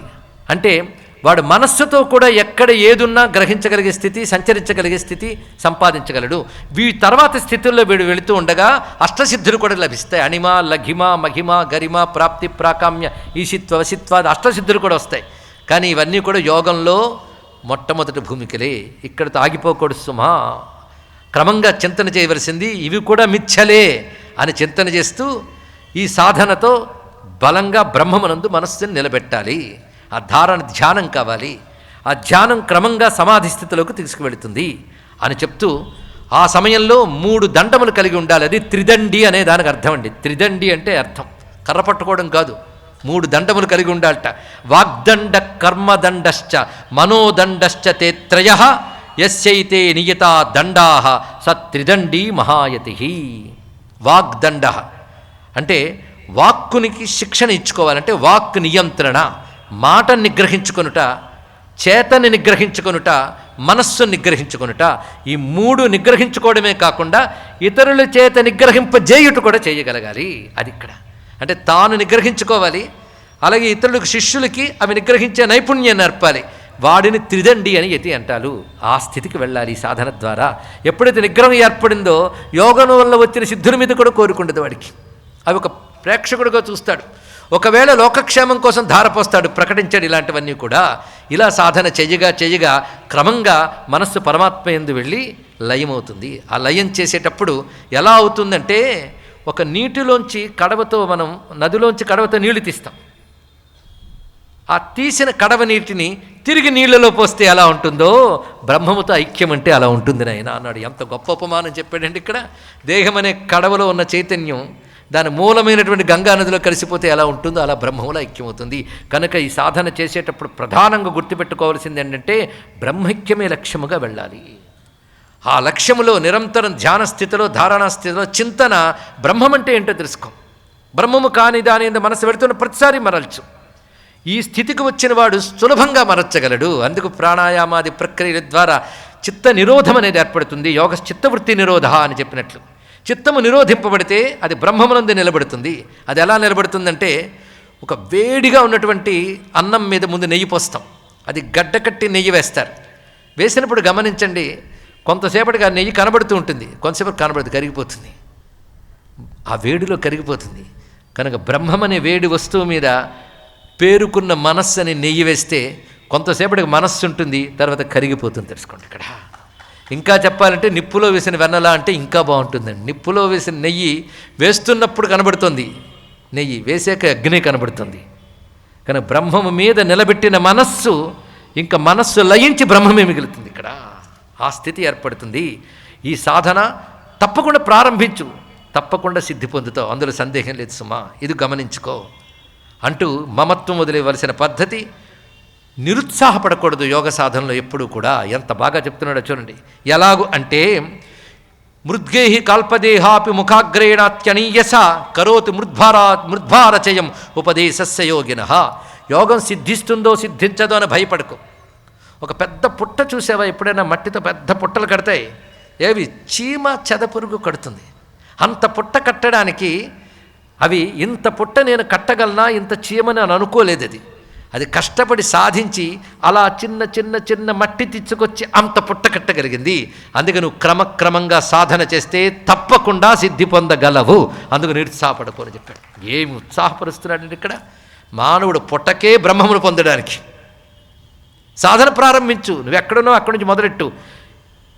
ఆ పూర్తి కాకుండా మరణించేవనుకో తర్వాత జన్మలో కొనసాగుతుంది, పూర్తి అవుతుంది, అందులో సందేహం లేదు. నిన్నటి వరకు స్వెట్టర్ అల్లుతూ ఆపేసిన తర్వాత మళ్ళీ మరో రోజు ఎక్కడ ఆపేవో అక్కడి నుంచి ప్రారంభిస్తావు స్వెట్టరు. అందుకని నిన్న అక్కడ ఆపేశాను కానీ మనం మొదట అంత విప్పుకుంటూ వెళ్తావా? అలాగే ఇవాళ ఆపిన యోగం తర్వాత జన్మలో అక్కడి నుంచే కొనసాగుతుంది, తెలుసుకో. కనుక ఆగకు, నిరుత్సాహపడకు, ప్రారంభించు, ఎప్పటికైనా సిద్ధిస్తావు అని చెప్తున్నాడు మహానుభావుడు. ఇంకొకటి, ఒక దూడ కొమ్ము గోవత్సస్య విషానాగ్రం ఆరక్ష తిలకాకృతి, చిన్న మొలకలా కనబడుతుంది ఒక దూడ యొక్క కొమ్ము. చూడగా చూడగా క్రమంగా వాడితేరి పెద్దదవుతుంది. అలాగే యోగ సాధన చిన్నగా ప్రారంభమైనా ఎప్పటికైనా గొప్పదవుతుంది సుమా. పైగా నువ్వు యోగంలో దిగి సాధన చేస్తూ ఉంటే తత్కాలంలో విఘ్నాలు కలిగినప్పటికీ ఆకర్షణల వల్ల దేనివల్ల మళ్ళీ లేవగలవు. ఇది తెలుసుకో ఒక దశకు వెళ్ళాక. అది ఎలాగో అంటే, ఒక మొక్క పెరుగుతూ ఉంటే ఆకులు రాగానే మేక వచ్చి కొరికిపోతుంది, మళ్ళీ చిగురులు వస్తాయి, మళ్ళీ పెరుగుతుంది, గుర్తుపెట్టుకో. అందుకే చిన్న చిన్న విఘ్నాలు కలిగినప్పటికి కూడా యోగ సాధన చేస్తూ ఉండు, తప్పకుండా సిద్ధి లభిస్తుంది నాయన. అంతేగాని ఎట్టి పరిస్థితుల్లో కూడాను నిరుత్సాహంతో వెనుతిరగకు. ఇది గమనించుకోవాల్సిన అంశం. ఇటువంటి యోగి తాను ఇంట్లో ఉన్నా ఇంటికి ఏమి బంధింపబడ్డు, ఒంట్లో ఉన్నా ఒంటికి ఏమి బంధింపబడ్డు. ఒకరింట్లో బల్లి పిల్లి ఉంటాయి, ఇల్లు పాడైపోయింది, తగలడిపోయింది, విరిగిపోయింది, ఇల్లు ఖాళీ చేసి వెళ్ళిపోయారు. ఆ ఇల్లు ఎవడిదో వాడు ఏడవచ్చు, కానీ ఆ ఇంట్లో ఉన్నంతకాలం ఏ బల్లో పిల్లో ఉందో అది ఆ ఇల్లు పాడైపోయిందని ఏడవదు, ఇంటికి ఏమైనా ఏడవదు. అలాగే ఇంట్లో ఉన్న బల్లి పిల్లి ఇంటికి ఏమైనా ఎలా ఏడవో, ఈ ఒంట్లో ఉన్న జీవుడు కూడా ఒంటికి ఏమైనా ఏడవట్టండి. ఇక్కడ ఎందుకంటే తనతో నాది అనే భావం లేదు కదా ఇక్కడ. ఆ స్థితి క్రమంగా యోగ సాధన వల్ల బలపడి ఇది నేను కాదు ఇది నేను అనేది దృఢంగా తెలిసే స్థితి ఏర్పడుతుంది. ఎలా అంటే, ముందు ఇవి చేసేటప్పుడు విచారణ మానరాదు, అది తెలుసుకోండి. యోగ సాధన చేసేటప్పుడు విచారణ అనేది కావాలి. ధ్యానంలో విచారణ ప్రధానం, విచారణ బలపడ్డానికి యోగం ప్రధానం. అందుకే ఇక్కడ అలర్కుడు వచ్చి ముందు చేసింది విచారణ. విచారణతో నిత్యానిత్య వస్తు వివేకం ఏర్పడింది, అనుభవం రాలే. ఆ వివేకంతో చేయవలసింది ఏంటంటే, ఆయన బోధించింది వైరాగ్యం బోధించాడు, ఇహాముత్రార్థ భోగ విరాగం నేర్పాడు. తర్వాత శమము దమము కలగాలని చెప్పాడు. శమము ధర్మం అనేది నిగ్రహం, అది యోగం వల్ల సాధ్యమవుతుంది. ఇక్కడ ఏదైతే అక్కడ ప్రధానంగా మనం సాధన చతుష్టయం అని చెప్పుకున్నామో దాన్ని ఇక్కడ యోగంతో కలిపి పరిపూర్ణంగా బోధించాడు. ఇదే సాధన అంతా కూడా. ఇలా చేసి మనస్సుని బ్రహ్మముతో ఎలా కలపాలి, ధారణ తర్వాత ధ్యానం ఆ విచారణ రూపంగా జరగాలి, బ్రహ్మముతో తాదాత్మ్యం చెందాలి.